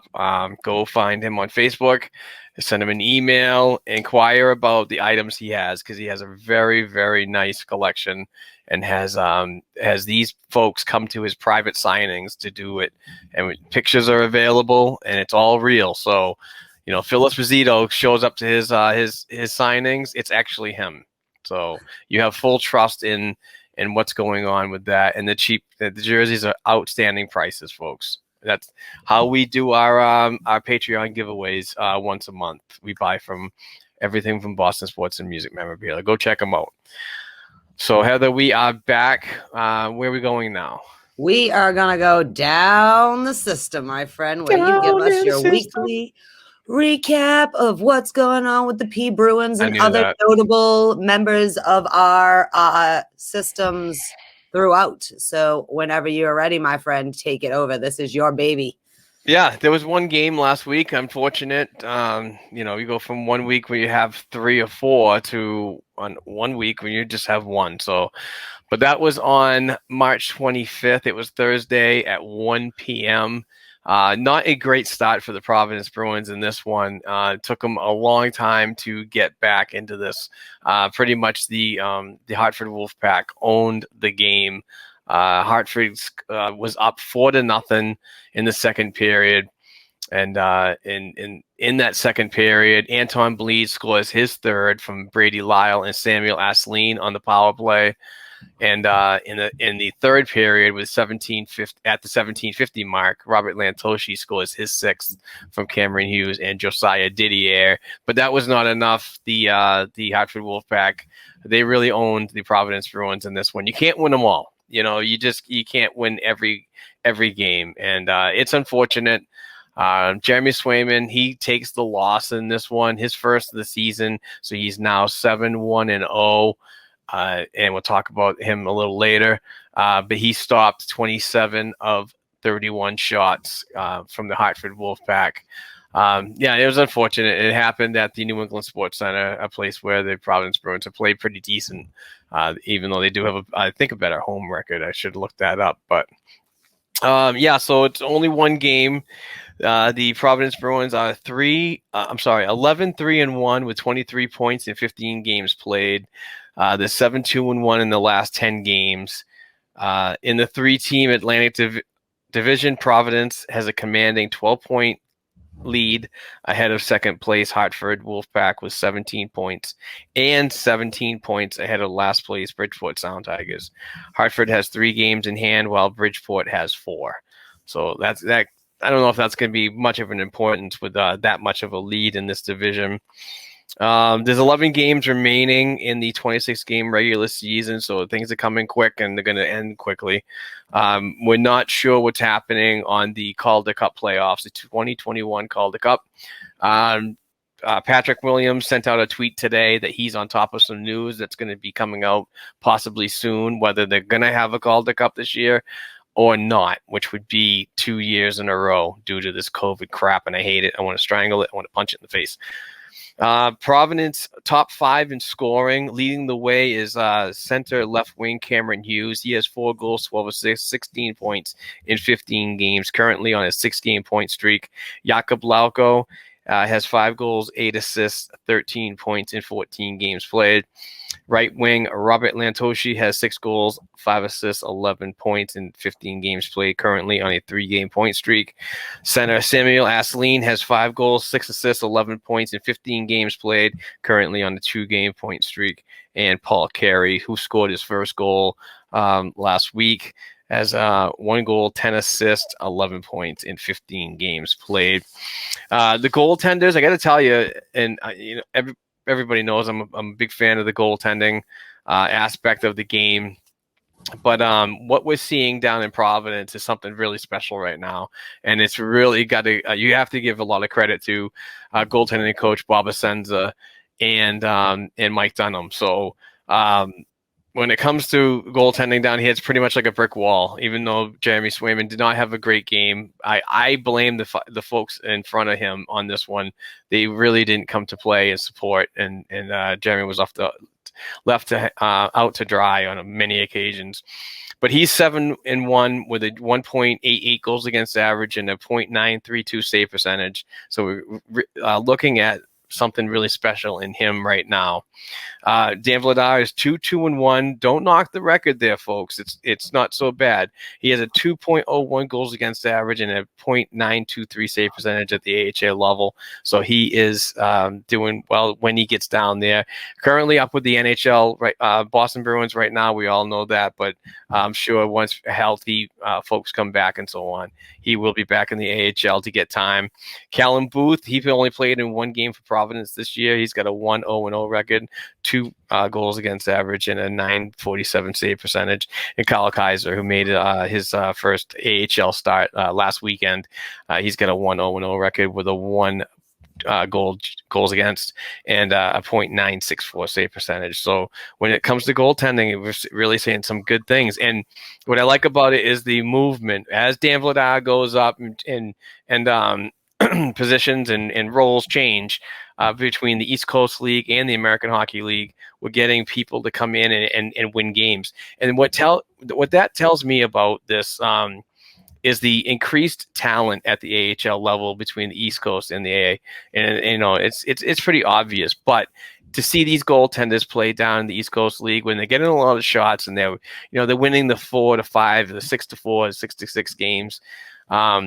you come up to the AHL, you're seeing a better structure and defense in front of you. So that's just good on a confidence right there from a young goaltender and so on. But also it's really good on the team that Jay Leach is orchestrating, a well defensive team that supports their crease guys. So good on them. The upcoming week for the Providence Bruins, Wednesday, March 31st, Providence is on the road in Bridgeport, Connecticut to play the third place Sound Tigers at 1 p.m. Saturday, April 3rd, the Bruins play a rare out-of-division game as they travel to Utica, New York to play the host Utica Comets, the top minor pro affiliate of the Vancouver Canucks. So that's it for that. For the Providence Bruins, I do want to add a little bit into the prospect down in the system segment here. I want to mention Jack Becker and John Beecher, both at Minnesota Wolverines NCAA. They had to the Wolverines had to withdraw from the NCAA tournament because of COVID-19, and that ended the year for Boston Bruins prospect Jack Becker, who was the captain of the Wolverines team this past season. So his collegiate career is officially over due to COVID, and I feel so bad for this kid. John Beecher, on the other hand, he had shoulder surgery, which was reported by Dom Tiano on Twitter back on February 28th. So he's got season-ending surgery, so it didn't matter about him. But he's probably going to be most likely going back to Michigan next season, or could turn pro. Who knows about that? That seems to be a rumor around there. But back on Jack Becker, with his commitment over at Michigan, there's a good possibility that this 2015 seventh round draft pick might sign an entry level deal with the Boston Bruins and possibly a show me stay down in Providence to see if he's a fit at all. Jack's a big center. He's 6'3". I think he's like right around 206, 195, 206 area. Rugged. He can play the body really well, but he gets in those dirty areas pretty good too. His offensive numbers in the NCAA weren't exactly, mind blowing or anything like that, but he's just one of those centers that can be depended on. And I think Jay Leach and Trent Midfield would do really good with him if he was to sign. And with his age and the way he went through all 4 years of college, I think the entry level would only be 1 year, much like what Nick Wolf got out of Minnesota Duluth when he signed a 1 year entry level deal. So, who knows? But that tends to happen once the commitment is over with this particular school. The free agents, I mean, they're not free agents, but some of these draft picks are actually signed to first year pro contracts. So remains to be seen about that. I did write an article about it on Boston blackandgoldhockey.com, and go check it out. And I thought it was fun. A little Friday night article with a couple pink wits going on. So I had a little fun doing that. But that is the down in the system prospect segment. Hope you guys are enjoying that. I'm enjoying doing the legwork and giving you guys the information. If you guys want to hear anything more about a certain player, you can welcome to email. We have email information. You can welcome to reach out on Twitter. We have our Twitter accounts right there. So thank you very much. I was just imagining you geeking out about prospects and stuff while drinking drinks. Like, we're old. You spent your Friday night writing articles. That's what I do. I like it. I actually had time to write a friggin' article. More or less, I'm like doing BNG business stuff, trying to get advertising and meetings and editing new folks, bringing on new team members. It's not just sit down and freaking have a drink. That's why I do it. That's why I drink. That's why you drink. Okay. Well, thank you as always for keeping us in the loop of the loop, because who knows, we might need to have Becker up here this season at this rate. I don't know what's going on. So, I'm just kidding. Okay. So we are, as Mark had tweeted out last night, we are going to talk to Bruins Luchador in a little bit, and you guys will get to hear that. But for our purposes, we were going to just talk about generally fans are back in the stands. Yay at TD Garden. They had to postpone it an extra day to let them in because of COVID protocol and la, la, la. Can't imagine how upsetting that must have been. But fans were there on Thursday. And you had put a topic that was kind of like a topic that I had already been thinking about. As for like how we're feeling, it's getting close to the trade deadline. So I had sent out a poll. So before we get into your how you wrote it on as a banner, well, I'm sure you have on as a banner the actual question you posed, like, are we going to pull the trigger at the trade deadline when we get to it in a few? These all kind of go together. So yay fans are in the stands, but I wanted to survey our Bruins fan base, that we are a part of. What is the temperature, right? We've been playing kind of mediocre. How are we feeling? Yeah. So yay fans in the stands, more with Bruins Luchador. But as for this team and what we're doing, how are we feeling after losing Thursday versus the Islanders, right? Again, a team we need to know how to beat, figure out how to beat. We still can't beat them. 21 seconds into overtime? No, you cannot start overtime like that. The Islanders can beat you, so you need to figure out how to beat them. But the question was, how are we feeling about it now? And the options were, it's the injuries, make a move by April 12th, fire the front office, it's all good, we're making the playoffs. We need to make a move by April 12th. Resoundingly at 53% came in on there. 21% for it's the injuries. Fire the front office came in at 13%.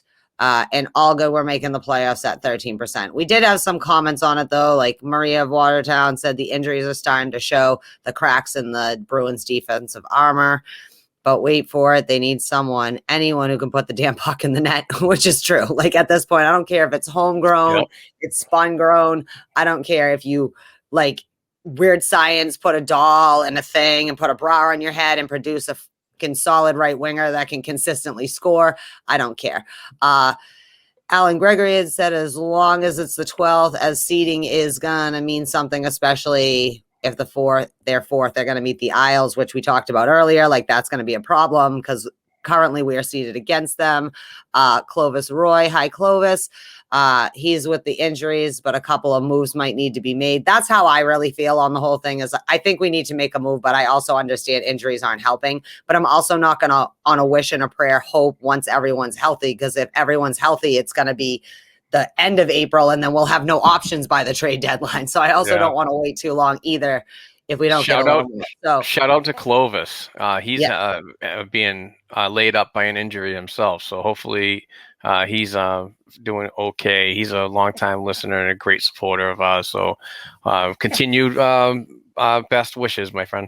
Yeah, hope you get well soon. And speaking of fans in the stands, it's going to be awesome that we have the Bruins Luchador on our program talking about his experience being welcomed back into the TD Garden on Thursday from a guy that was supposed to go to a game last March in 2020.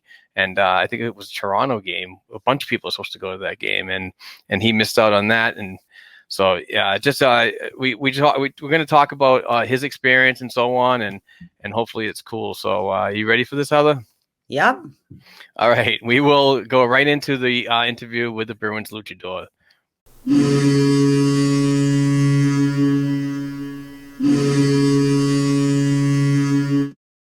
Hey, Bruins fans, and we're finally here to talk to the Bruins Luchador. He's a good friend of ours. He's a big supporter of BNG. We really appreciate him and his time here today talking about – look at that. Yeah, buddy.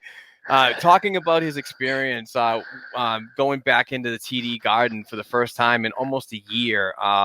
So, Luchador, tell us everything. Hit us up with your fandom, what it's been like all year building up to that moment, and obviously the moment you found out when you were first supposed to go back that those games got postponed. All right, so first off, let me start with before COVID stopped everything, I had tickets to the Tampa Bay game, and I traded them to a game that ended up getting canceled, and it was the first game canceled because of COVID. So I missed the Tampa game right off the bat. And then so I secured tickets to the first game that fans are supposed to be back, and that gets canceled.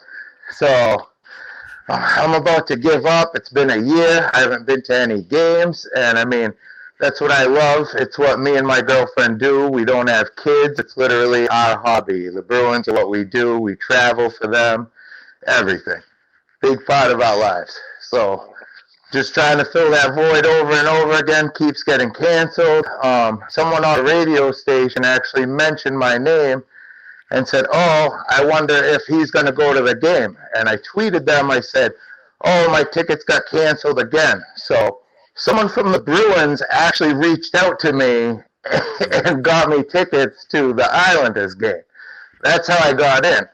Nice. So I couldn't believe it. I finally got in after all that. As far as going in, first thing you have to do is you have to sign a play it safe promise. They email it to you. You have to show it at the door. Depending on where you're sitting, you have your own entrance that you have to go into. And instead of going to get food, they bring it to you, which I like. As far as, 2,000 people, it sounded a lot louder than I thought it should have. I said, per person, the energy was great, but you still felt something missing. Overall, I was just so happy to be there. Just wicked happy to be back, doing my thing in my element. Hopefully it's getting back to normal here. It's been a tough year, 13 months for everybody. Just glad to be rolling again. Yeah, absolutely. How about the health and safety factors going in? What did they do to keep everybody safe? I mean, I didn't get really to see much in the return on the game. I think I went down to go get a fresh pink Whitney when they were showing that during the intermission. But are there like wash stations readily available? And what do you do for like the food and stuff? Or if you have to go to the... No, I got you. Hand sanitizer everywhere. Every security guard has a sign that says, please wear your masks. So instead of yelling at you and interrupting the game or being rude, they'll kind of walk in front of you, turn around, hold the mask up. From what I saw, they were very good about it. I mean, if you're not putting food in your mouth, they want the mask to be up. Me, I have no problem wearing a mask, obviously, so I didn't get in any trouble. Everyone in my section did really good. We were spaced out very well. They either sell it in 2 or 4 seat blocks, and then the seats around it are actually zip taped, so you can't even put them down if you were trying to get somebody in your section. It's not even really an option. You'd have to break the zip ties. You know, I felt really good, and I've been nervous about COVID. My mother's a respiratory therapist, so I'm well aware of it. I don't think it's fake. I know the repercussions. The whole year, I think me and my girlfriend have only been out to eat 3 times. So for me to go to a game, that was definitely my biggest event, and I felt really safe. I think they did a really good job. Awesome. Heather, you got anything for him? I was just wondering, where did you get to sit? Like, you were in, I was going to ask you, did you cry when you finally got to go into the actual building? But I feel that's unfair. Of course you did inside because you were so happy. But tell us a little bit, like, I was wondering, like, where did you get to sit? And like, what, I mean, I know we're loud Boston fans, but like, was it eerie though? Like, did it feel like a gap, or was it just like people pointing at each other from across the arena? That's right. Yeah, we're back. Like, no, it was pretty good. Even though it was only 2,000 fans, there was sections in the balcony that were completely blanked out. So they didn't crowd load, but they gave it an atmosphere and still, you know what I mean? I felt surrounded but safe. There was people to my right, my left, in front of me, but I couldn't touch anybody. It was perfect, you know. Yeah, I cried. So it's what I do. I love this. This is what I do. I've had a terrible year, personal stuff, you know. I'm not going to get into it, but everybody has, and everyone's had their own thing, and it was just the first normal thing I felt like I've done in over a year. And what was the other part of that? I'm sorry. No, I just meant like, did it feel like eerie or weird? Oh, You know, that was just like I was joking because I'm sure you're very happy yeah, and no, probably with joy. no. But In between periods was eerie because that's usually my groove. That's how I get my attention because I like watching the game. But between periods, I do laps. You know, say hi, do whatever, do my jumbotron whoring, meet the people, see the other vendors, whatever. But you can't. They don't want you congregating, which I understand. So I didn't even leave my seat for the whole game. But the game presentation itself was great. The hallways definitely felt eerie. But for the first time in my life, I got in and out of that bathroom in 6 minutes.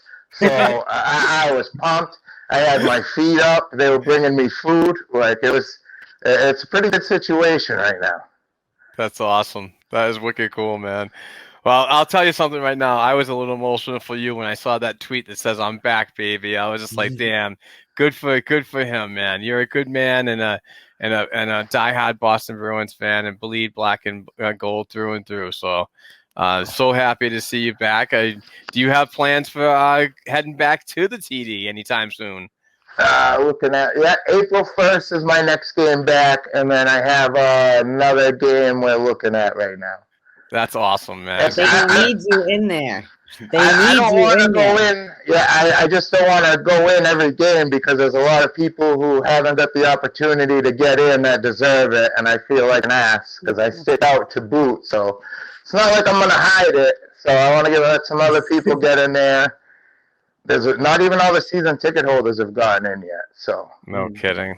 Yeah, because a couple of weeks ago they emailed availability between everybody. You got to pick your games. When more became available, they sent a second round of emails, and I mean, people are still waiting on their first game. So, wow, I'll back April 1st, and we'll see what happens from there. Awesome. I guess I just had one more question. So you give the Bruins a thumbs up on how they handled it as something weird of, you know, letting people in. You thought they did a good job with how they set it up, and you felt safe, you know, like you said, as someone who was very aware and conscientious of, like Mark, you know, trying the best to do the right. Everything was 10 out of 10 except for the exit. They just gave up on the exit, and then everyone just exited how they want. But that's not their fault. It's just when you lose 15 seconds in overtime, you're not going to stop anybody from leaving how they want. You know, Yeah. So I don't hold the guy accountable. It was 10 to 10. I felt safe. It was clean. It was separated, and I have no fear about going back the first. That's right. Always be scared of exiting men with masks. That's it, you know? I was thinking more of mad Bruins fans lost it. No, that's true. Yeah, that's all. Yeah. Well, we will be watching people much for you. more upset. Yep, I'm in my usual seat, so I should be seeing a lot more. I was in Loge 10. I'm back over at 3. I'm back home, so let's go. I'm ready. That's awesome. Bruins Luchador, thank you so much for your time today. We really appreciate it, and so happy to see you back at the Garden, getting the crowd going. And I love it, man. You're a great member of the Bruins Nation. So keep up that fandom, big guy. Thank you, Mark. Thank you, Heather. Go Boston Pride. I want to take a second. Yeah. I know a lot of people are hopping on the bandwagon, and that's not a bad thing. That's a good thing. I went to a game before, I think October before last, obviously, because everything was shut down. Mm-hmm. No, sorry, it was before Christmas. So December before last, I went to a game. Once I saw the speed they played at and how much skill they actually had and how good it was and how competitive, I was hooked. I'm glad more people got to see it. I'm glad they won, and I'm glad it was on TV. Go Pride. Awesome. Yeah, love it. Thank you, Luch. Thank you, Luch, very much. Take care, buddy. Bye, guys. See you soon. That was an awesome video. I mean, awesome interview with the Bruins Luchador that finally got back into the TD Garden. So good to have him on. He's such a great guy. Great guy. One of those fan base best. The guy can kill a donut. Oh yeah. He could kill a donut, man. He got probably world famous by eating the fastest donut, and Barstool got it, and man, I think he got over like 1 million views. on that. So good on him. But he's a great guy. Good person, good heart, and God, he loves this team. And if only 2,200 of us can be in there, I'm glad it's people like Bruins Luchador who can bring the passion for the 3,000 other people who can't be in there, and the really 11,000 other people or whatever that can't be in there. But I mean, he's a good dude. Thank you so much for your time. I love that he just mentioned the pride. It makes me happy. And yeah. I'm actually surprised he went maskless. I know. He said the hair didn't fit in the mask. So he was just like, I'm going maskless. I was like, are you cool with that? He's like, yeah, dude. So thank you very much for that, Bruins. Let's get back to these topics. All right, let's do it. And a few more people commented, but it seems that everyone seems to really think that we need to make a move. I think that's the consensus. I'm pretty sure that's probably the consensus in the front office of the Bruins. But again, so your question, you had, your topic you had said, which was kind of along the lines that I was thinking, is like, how are we feeling right before the trade deadline? Do you think Don Sweeney is going to show a pulse and pull the trigger? I'm going to let you go first. I was going to think of I had a topic sort of like this, but I like how you worded this. What do you think? It's kind of weird. I mean, as Bruins fans, we think of trends and we just think of a non-trader Don, or they call him Trader Don because he doesn't do it. I don't know. It's so hard to do. I don't know if he's like actually able to do a deal. I get the feeling he's being constricted by Jeremy Jacobs for some unknown reason. Like he might not be able to spend the money. I don't know. I don't want it to be for a rental. It's just crazy. Oh, this is a weird one. I don't know. What do you think? Too bad we're on it now, guys. So get it out. My thing with this is I just watched Brendan Lemieux. Bye-bye, Brendan Lemieux. Yeah, see you later, Brendan. Get his ass traded for a draft pick. We don't need draft picks, and I don't want to. I agree with you. Look for somebody with term, right? But again, if we can get someone who we can already be re-signing maybe by the end of the season, who's coming in kind of as a whatever piece, but really not, that's fine. But something has to be done. Like, again, I understand we all want to keep all the players, and I understand we all love all the prospects, but like, I also understand we still do not have at least two solid lines. Even with injuries, we still are stuck with really productive top line. And like, again, like, so McAvoy's a little, and Grislick are having great, points on the back end, like it's good to see that aspect, but does it really matter if we still don't have 12 forwards that can meaningfully put more pucks in the net than they let pucks go in the net? You know what I mean? As a team. And that's what it comes down to. So at this point, like, I love Jake DeBrusk, but if Jake DeBrusk, fucking Oscar Steen, in a third round draft pick is going to cut it with someone to get a real, again, not too old, but certainly veteran, 27-year-old second winger of some sort that really is going to help the offensive side of this team, and hopefully even the two-way offensive end. Like we talked about, the forwards got to be better on defense to help out the defense a little. I'm all for it. But I do not think they pull the trigger, because that's just not what we do. Whether it's because he won't let him pull the trigger, whether they can't decide. Again, I think that teams just don't want to trade with us because we value maybe our upset. I do not want to give up first-round draft picks, though, because we have not been in the high end of the drafting in a long time. Like, meaningful, really kind of an NHL-ready guy. I'm okay for giving away this one, but not for a rental.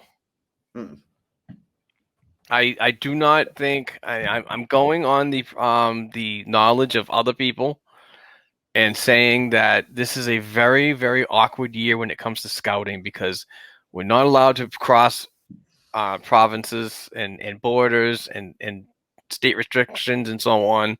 We're coming into that now. We're getting more normalcy steps the further we continue. But I don't know. I kind of really want to get this fine-tuned before actually figuring out what you have in a first-round draft pick. And going back to the way it's always been done, give a better story there for me. So I'm expendable on this one, and you know me, I'm a hoarder of freaking first round picks, but this one just doesn't feel comfortable for me, Heather.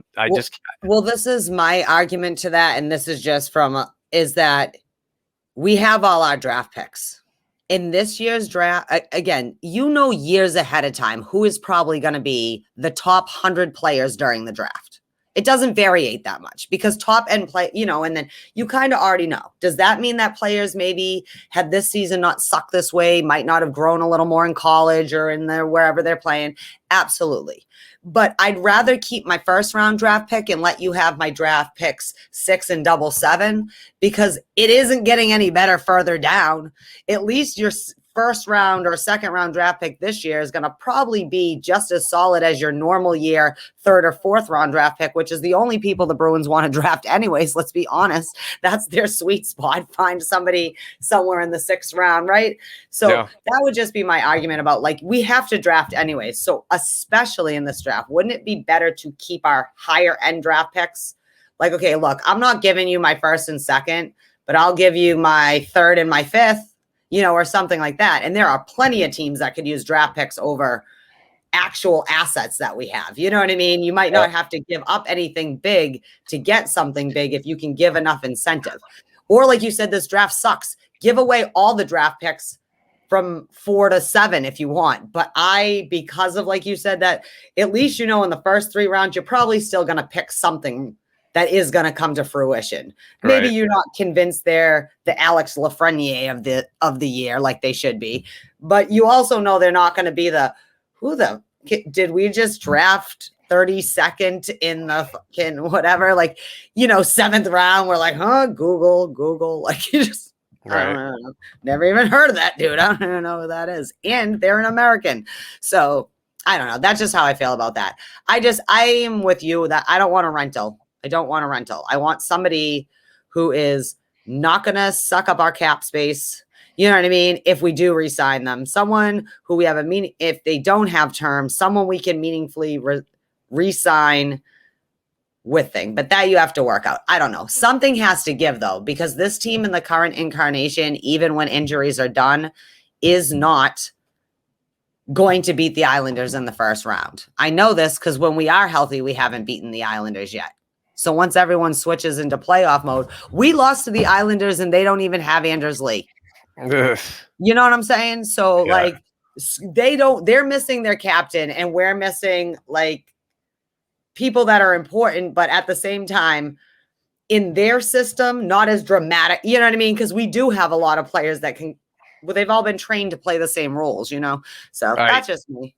To speed it up a little bit more. Mm-hmm. What about this? If the asking price for Buffalo is for Taylor Hall, particularly, is only a first round pick, does that tempt you to address certain needs offensively? I'm asking you because I want you to go first on this one. Yeah, I know. I'm just trying to think. Is he a free agent again this year? He is a free agent. See, that's where I have an issue. Which makes me think that's why he wanted to go to Buffalo. And I heard that Buffalo was the only one that was offering him a deal, which is absolutely crazy. But there could be something into that too. But I heard he went to Buffalo to possibly pad his stats. I'm going to probably play really well here and come up in my free agency. It's going to be a good ticket for possibly a long-term contract. I don't know. I think Taylor Hall's thinking, I have to stop getting in miserable cities. So he picked Buffalo, which is miserable. But I think maybe in his head, he really bought in also to the possibility of okay, so they want to build around Jack. I'd love to play with Jack. You know what I mean? And another dude that knows what it's like to be on shitty team and not be able to truly live up to what you might have been. Taylor Hall's problem is because he's always played on crappy teams, he doesn't have the numbers. The reason he has to pad his numbers is because he's never been anywhere he can be that successful either. I mean, you can be a superstar, but you can't be your true superstar self. Not everybody's Connor McDavid who can be a one-man show until he gets a buddy that can do it too. It's a lot carrying a team. It's a lot. You see Jack Eichel starting to, it's a lot of pressure and he's, kid like that. But I don't think that anybody, I don't think we even thought Buffalo was going to be the dumpster fire they are. So now Taylor Hall was thinking, we'll see how it works out, see who they bring in. It's nice, play with Jack, and hopefully it's a good place. Maybe I can resign and stay here or whatever. And now he's just looking to get out again. That being said, Taylor Hall has wasted 10 years of his career, 11 years of his career now, and he needs to understand no one is paying him necessarily the money that he wants. So, like, yeah, I'm not paying you $10 million, though, because you've never been the $10 million player you're supposed to be. Your clout is literally on your name recognition at this point. So, like, I'll give you a first round for him now, but Taylor Hall, you better already know that you're signing for Don Sweeney at $5 million for the next 2 years and see if you work out. You know what I mean? That's kind of what I'm fucking thinking about this whole deal is, number one, no, you don't trade a first round pick for a rental. Right. And I kind of think that that's what's going to happen because watch Taylor Hall come here. The Bruins do not freaking meet his expectations. Mm-hmm. He's going to want to freaking get out of town and sign a ticket elsewhere. So you have no term to deal with him at all and kind of feel out if he's going to work here to sign long term. So I wouldn't want to do it. So I don't know. Well, you can still put the feelers out though. Yeah. Oh yeah. Buffalo's going to offer him something, but he's a free agent. He can go wherever he wants. It's not like he's a restricted free agent. So Don Sweeney can already be saying, you want the fuck out of Buffalo. We're willing to take you out of Buffalo. And give, and Buffalo at this point could use anything. Okay. At this point, they're trying to get players off of the Red Wings. You know what I mean? Like they are trouble. Right. But you can still be talking to the agent on the down low. Like, just so you know, like we want to pull this deal. We want to get your boy out of there, give him maybe a chance to give a new environment. Because I really think, again, I go back to if Taylor Hall had showed up here in the first place, I think he would have been all right. And now he's had 11 years of, at least Sagan's had a home in Dallas and it's stable, and he's, maybe they haven't won anything, but he's, kind of had the same organization, not bouncing here to there and everywhere. Also, guy, your street cred isn't that good. So just know your boy. Like, I'm willing to maybe, but that means 2 weeks after the trade deadline, you better be signing a 2-year deal. Do you know what I mean? Yeah. And his offensive numbers in Buffalo right now aren't really attractive for somebody to be like, we need, for me at least, to say, oh, yeah, we need him. And I wouldn't want to just deal a first round pick on the premises of maybe he'll get a spark in a new freaking area. I'm not totally involved in that. There are better options. Yeah, exactly. Let's explore somebody that's actually freaking scoring, putting the puck in the net on a consistent basis. Mm-hmm. Maybe that will increase their spark if they found something different and they wanted to come to Boston or something like that, but not somebody that's not producing on the regular. He's got like 2 goals this year. Honestly, I don't think when Bruins and I'm not trying to speak for all of us, so I'm really speaking for myself, but I feel like a pulse for this is when we want Sweeney to make a big deal, we're not necessarily like, so in free agency, yeah, we're like, go swing for the fences, dude, like lay it on if you can grab someone. But at the trade deadline, I really feel like Bruins fans, when they say make the big deal, all they're asking is you don't bet the whole fucking farm. You make real meaningful change to the chemistry lineup, whatever that is actually meaningful change. Don't trade me, like whatever for whatever. That's basically the same thing. Keep who you already have signed. Like that's useless. And maybe get a little term. So if it's a Taylor Hall, then yay, we can all have the shiny toy and we finally got the big free agent or whatever, or we traded for like someone big. Yeah, celebrate. Other than that, don't just make fucking tit for tat, though. We hate that, too. And that's why we feel like some of what he does is a failure. And I get it. It's a matter of perception. But, like, what's the fucking point? Like, if you're not meaningfully upgrading, why are you giving up anything? If it's all going to just even out to be the same sloppity slop or whatever, or is some of the moves you make, like, we're already an awesome team. And all this did was add just maybe the same awesomeness. This didn't upgrade the awesomeness. It didn't hurt the awesomeness. But now we just paid that. So that's why I wanted to bring this up, because Connor Garland's name has been thrown around. Now, a couple things about Connor Garland. And we know if you look at the Boston Garden, hey, my grandmother once drove down to the South Shore. Speaking of South Shore boys, and that's all the Bruins love is just homegrowns or college kids from this area. But his name's been around. And I brought him up to you only because even though he doesn't have a lot of term. There's a little, but he's cheap. He is the kind of player you always advocate. There's a reason we signed the Fredericks and the whoever's to keep your salary cap low, sign them to a little bit of term, whatever, as people move up. And he's still in that category. He's only like making $700,000 this year. And he's pretty, I mean, he's not like a blockbuster, but he's good for his age and his consistent. So is that something to consider? Someone like a Connor Garland, who is on the cheaper level, that might shake up the chemistry enough. You know what I mean? Yeah. He's like a great age, and see what happens. And maybe not necessarily him, but someone like that, But they're all in on Connor Garland if they can. Yeah, the mass ties and so on, and I don't know. I don't see it happening because he's got a long term on his contract, and I don't believe that Arizona's going to want to deal with Boston. That's probably going to have close to the 18th, 20th, maybe pick around there. I think that Arizona is going to want to deal with a team that's going to be picking already in like under 10. They want to rebuild. They want to do it on a fast end. They do have some pieces in Arizona that are very, very good and competitive, but you need to give away stuff to get more assets. And I think that Connor Garland can give you an easy first round pick in under 10, and maybe a few other players involved. I'm not saying roster players, but maybe prospects too. That might be attractive to Arizona, but I don't see it. I don't see it happening because of where we're picking. If we were last in the league, I would say that that could probably be a realistic thought about that draft pick anyway. Yeah. Well, I wouldn't give a first round draft pick for Connor Garland, but at the same time, Arizona might have to understand you can't always get what you want. Like you and everyone else is trying to shore up their team and hope that something good comes out of it. Speaking of that, though, did you see that Phil Kessel scored a freaking hat trick? Yeah, I did. Philly boy, what's up? He's kind of weird, but I never had a thing against Phil Kessel. But, yeah, so anyways, that was that. But anyways, we got some upcoming action coming up. We're playing New Jersey today at 5:30. Hopefully we'll have this podcast on. No, I'm just kidding. And again on Tuesday at 7 o'clock, all still home games. Fans still in there. Hopefully the boys will be off a COVID protocol, at least for Tuesday, maybe. Here's hoping. Jersey, again, they're mediocre at best.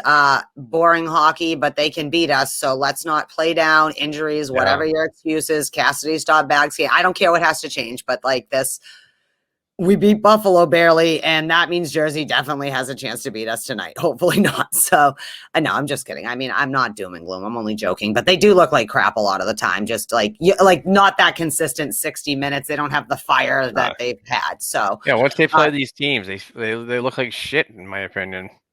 Yeah, and then Thursday and Saturday next week at 7, and we have Pittsburgh on Saturday at 1. At home, playing them a couple times. Pittsburgh looks much more like Pittsburgh than the beginning of the year. But again, I really feel with the Bruins team, I don't, because they're above us, but they have a good chunk. We have games we have to play, but they have a good chunk of points. So like we have to beat, no more like if we beat Jersey, like we have to beat Jersey. We have to take one from Pittsburgh, which we usually split the series, like a back, 2 game in a row situation like that, whatever I'm trying to say.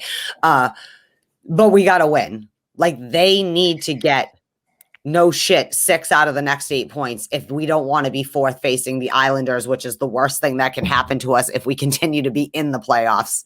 Because what if, I don't want to be doom and gloom, but let's throw it out. What if everyone doesn't get healthy? Yeah. We can't use the if people get healthy. We have to realistically look at it. Again, don't bet the farm on some crazy trade. If you got to limp around to the end, that's fine. That's what's going to happen. That's a valid point.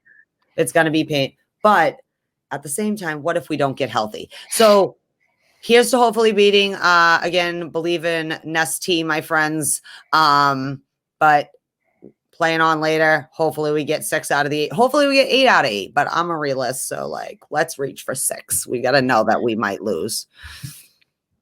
All right. We've already lost John Moore. Yeah. John Moore has season ending surgery. So he's out. really didn't see much of a factor of him this year. He tried to come back, get in the lineup. It just didn't work out. I'm not sure what his future is going to be like. I'm not going to kick a guy when he's down with injuries and so on, but this might be an avenue that the Bruins might be able to explore is a buyout. I know we've been talking about it for several. I mean, well, it almost seems like several seasons now. Just to move that money, he's got 2.5, 2.6, whatever, 2.7, something like that on the books that could be used elsewhere to address other needs. And I don't know. What are your thoughts on his future here? I believe he's got one more full season or two. Yeah, I think there's one. I think one more for him. I don't know. I like having people like the John Moores and the Steve Camphors of the world around for exactly this situation, right? Like we all agree. I don't want John Moore being like my first 6 choices to be my defenseman, right? But we need bodies too, because we have bodies dropping everywhere.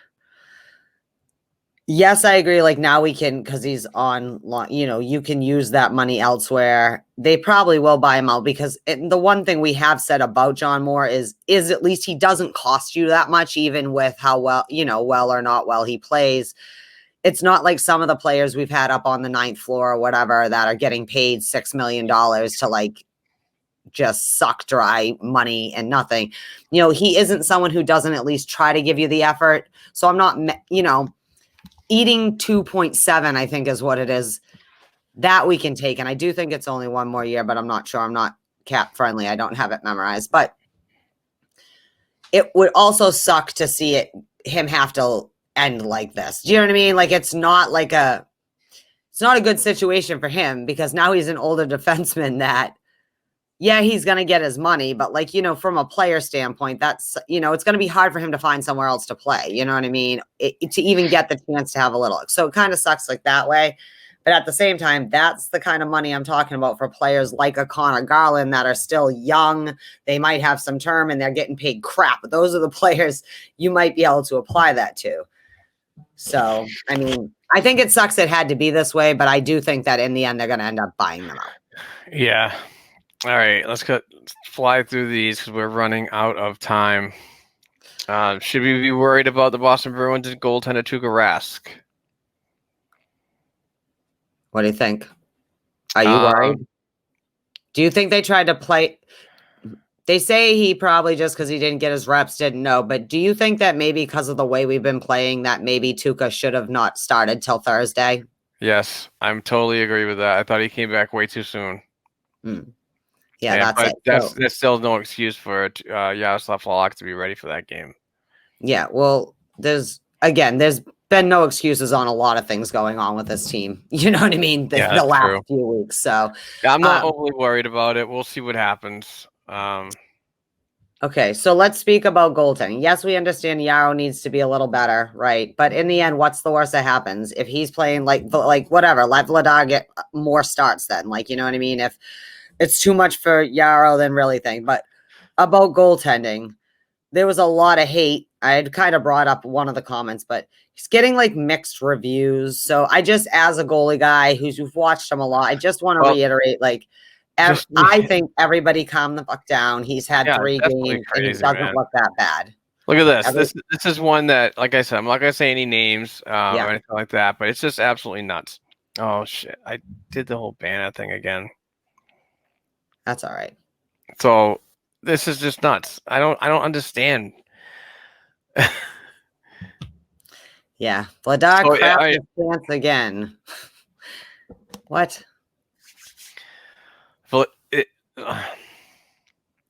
So in this tweet that was tweeted out by somebody that just absolutely doesn't know hockey, obviously, Vladar crapped his pants against Tampa Bay in the playoffs too.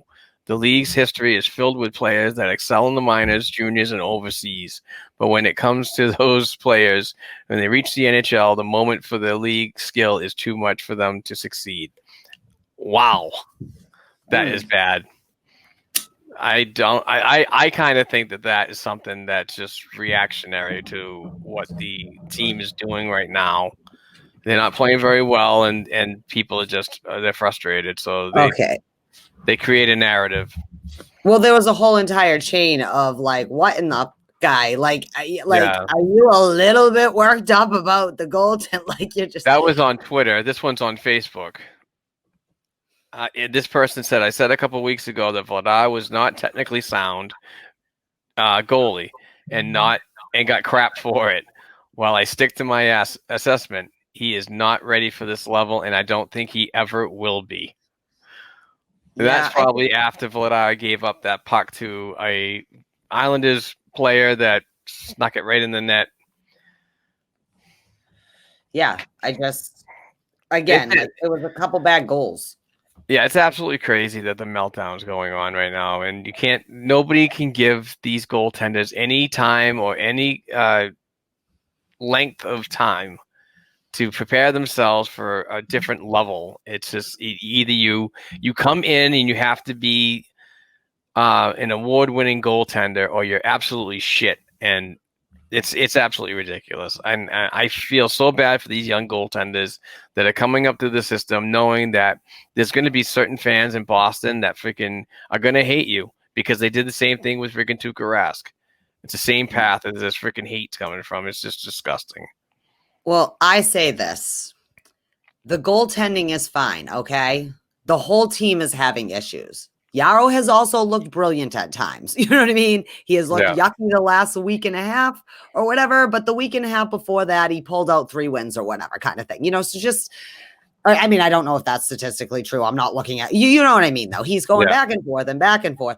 That's fine. It happens. Again, he's not designed to be the starter. He's not supposed to be the one starting 3 out of the 4 games that week. He's supposed to be the guy that is doing the one game. So Tuukka, it is what it is. It can't get any worse with Vladar in that, and he hasn't looked that bad. Everyone calm down. Tuukka hopefully will be fine injury-wise.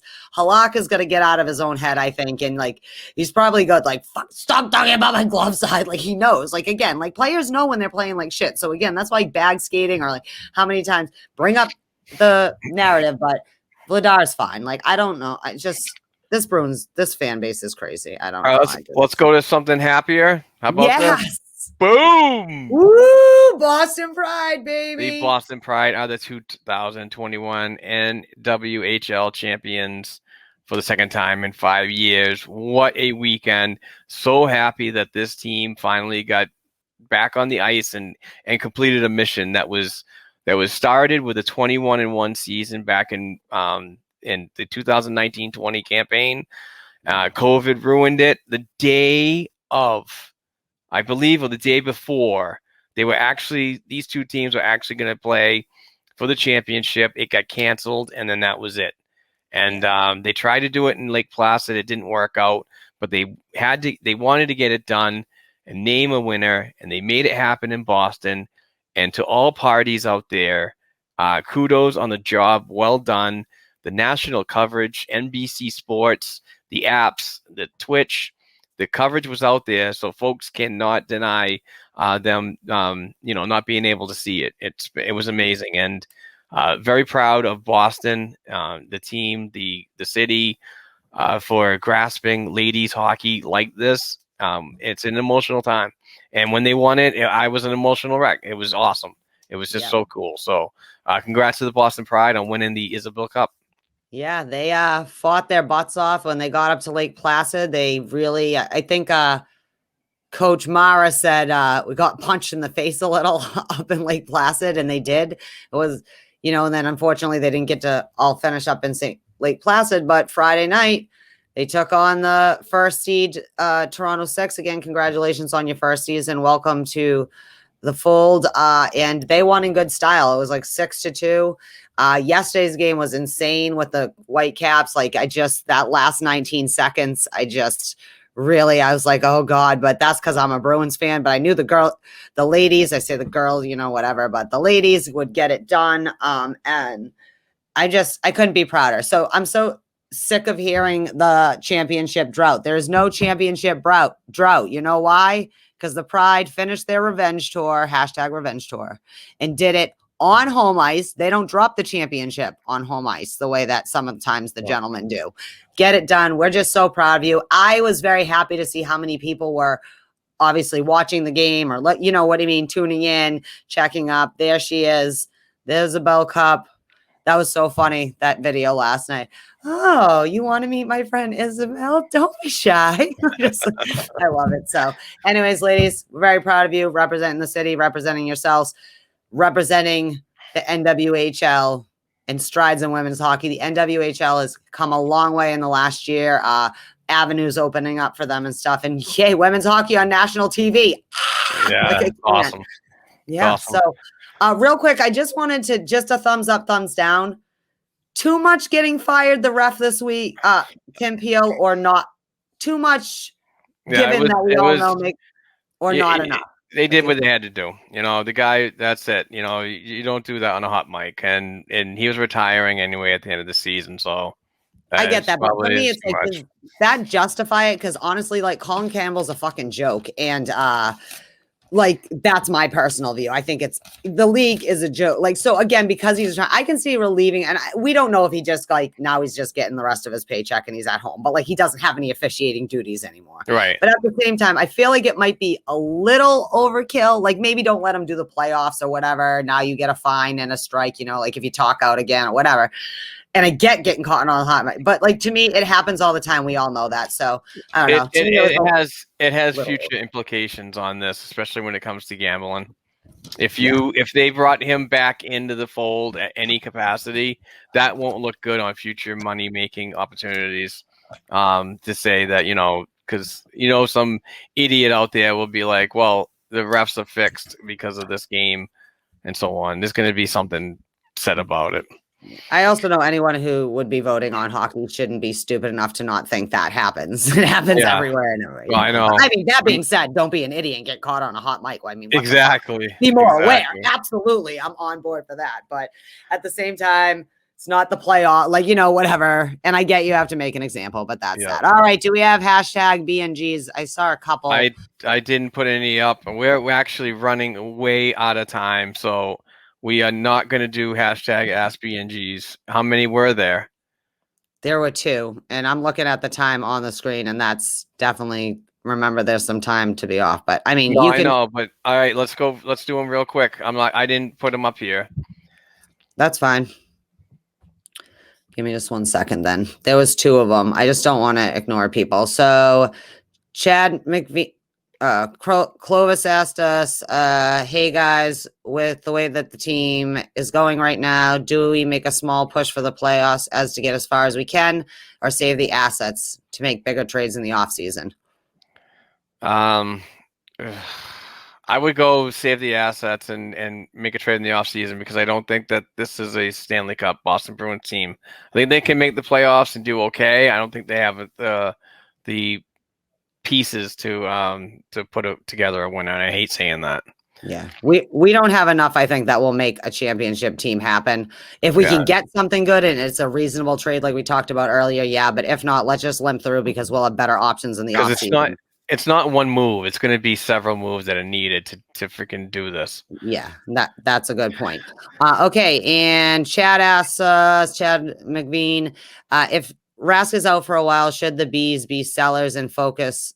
What should they be sellers and focus on next year? Like what, sell Tuukka? I mean, obviously you can't really sell Tuukka.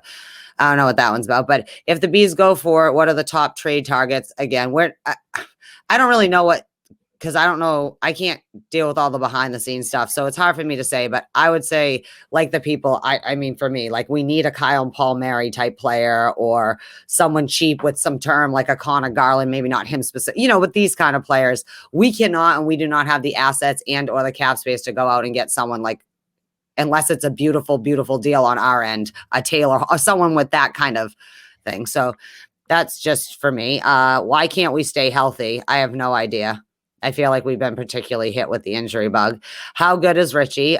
Richie was not good, but yesterday afternoon, he almost could have been the stud of the week, but McAvoy is just so much more studdy than Nick Ritchie, so it couldn't happen. And who don't you want to face in the playoffs?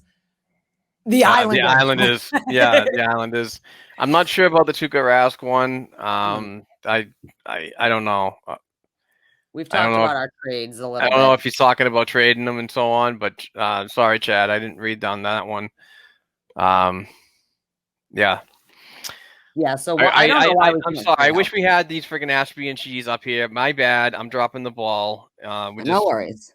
running One out last of one. time. Everyone forgives you. They all love you. They keep coming back, don't they? They've been listening to you for 4 or Yeah, I 5 know, years, but 6 you know how years, much I 20 try to years. be a perfectionist. So I know. The all last right. 20 games. Oh, sorry. This is from Nanook the Bitch. The last 20 games come in the span of 34 days. The back-to-backs against the same teams, especially the Capitals on the 11th of April, with the injuries and squad being stretched, plus young players. What can we expect more than 20 points? Sorry, I fucked that up. Will that be enough for fourth? I don't know. I wish I could see this. I think they have to figure it out, even if there are injuries. You need to figure it out, regardless of trades, anything else. Like, if you even want to be in the playoffs, the first step is figuring out, even with injuries, how to win. Like, figure out whatever you need to figure out as a team, because if not, it's not even going to matter. I'm concerned about when we'll drop it. I don't want us to go on a great tear and then lose the last 12 games, because that will be counterproductive too, because we're already barely, we're not solid fourth. We could easily not be fourth. So that's just me. I definitely don't want to see the Islanders, though. I don't want Peugeot anywhere near my goddamn team in the playoffs. I just don't want him to even look at us. I don't want us to play them again at this point. We're almost done. Go. All right. We are officially done with this this episode. Running out of time here. Sorry about that. We didn't appropriately get to the questions from the listeners. I will be better on getting the images up there so I can read them myself. So apologize for that. But thank you very much for listening. Really appreciate it. Thank you to the Luchador. He was on, I guess. He was our guest earlier. We really appreciate having him on.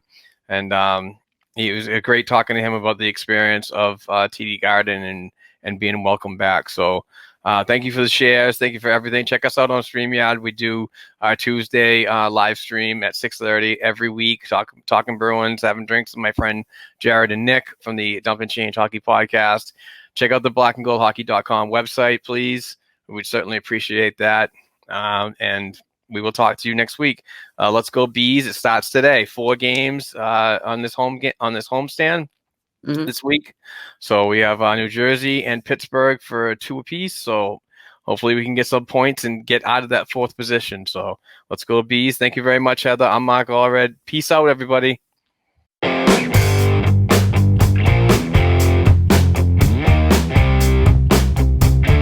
Thanks again for listening to and supporting the Black and Gold Hockey Podcast. Please share the show with your friends and family, and don't forget to subscribe to and leave a 5-star rating for the show on your favorite podcast platforms such as Apple Podcasts, iHeartRadio, Spotify, and SoundCloud. Between shows, help us keep the Bruins talk going by visiting our website, blackandgoldhockey.com, by sending an email to blackandgoldhockeyblog@gmail.com, and by following the show on Twitter @blackandgoldpod. Peace out.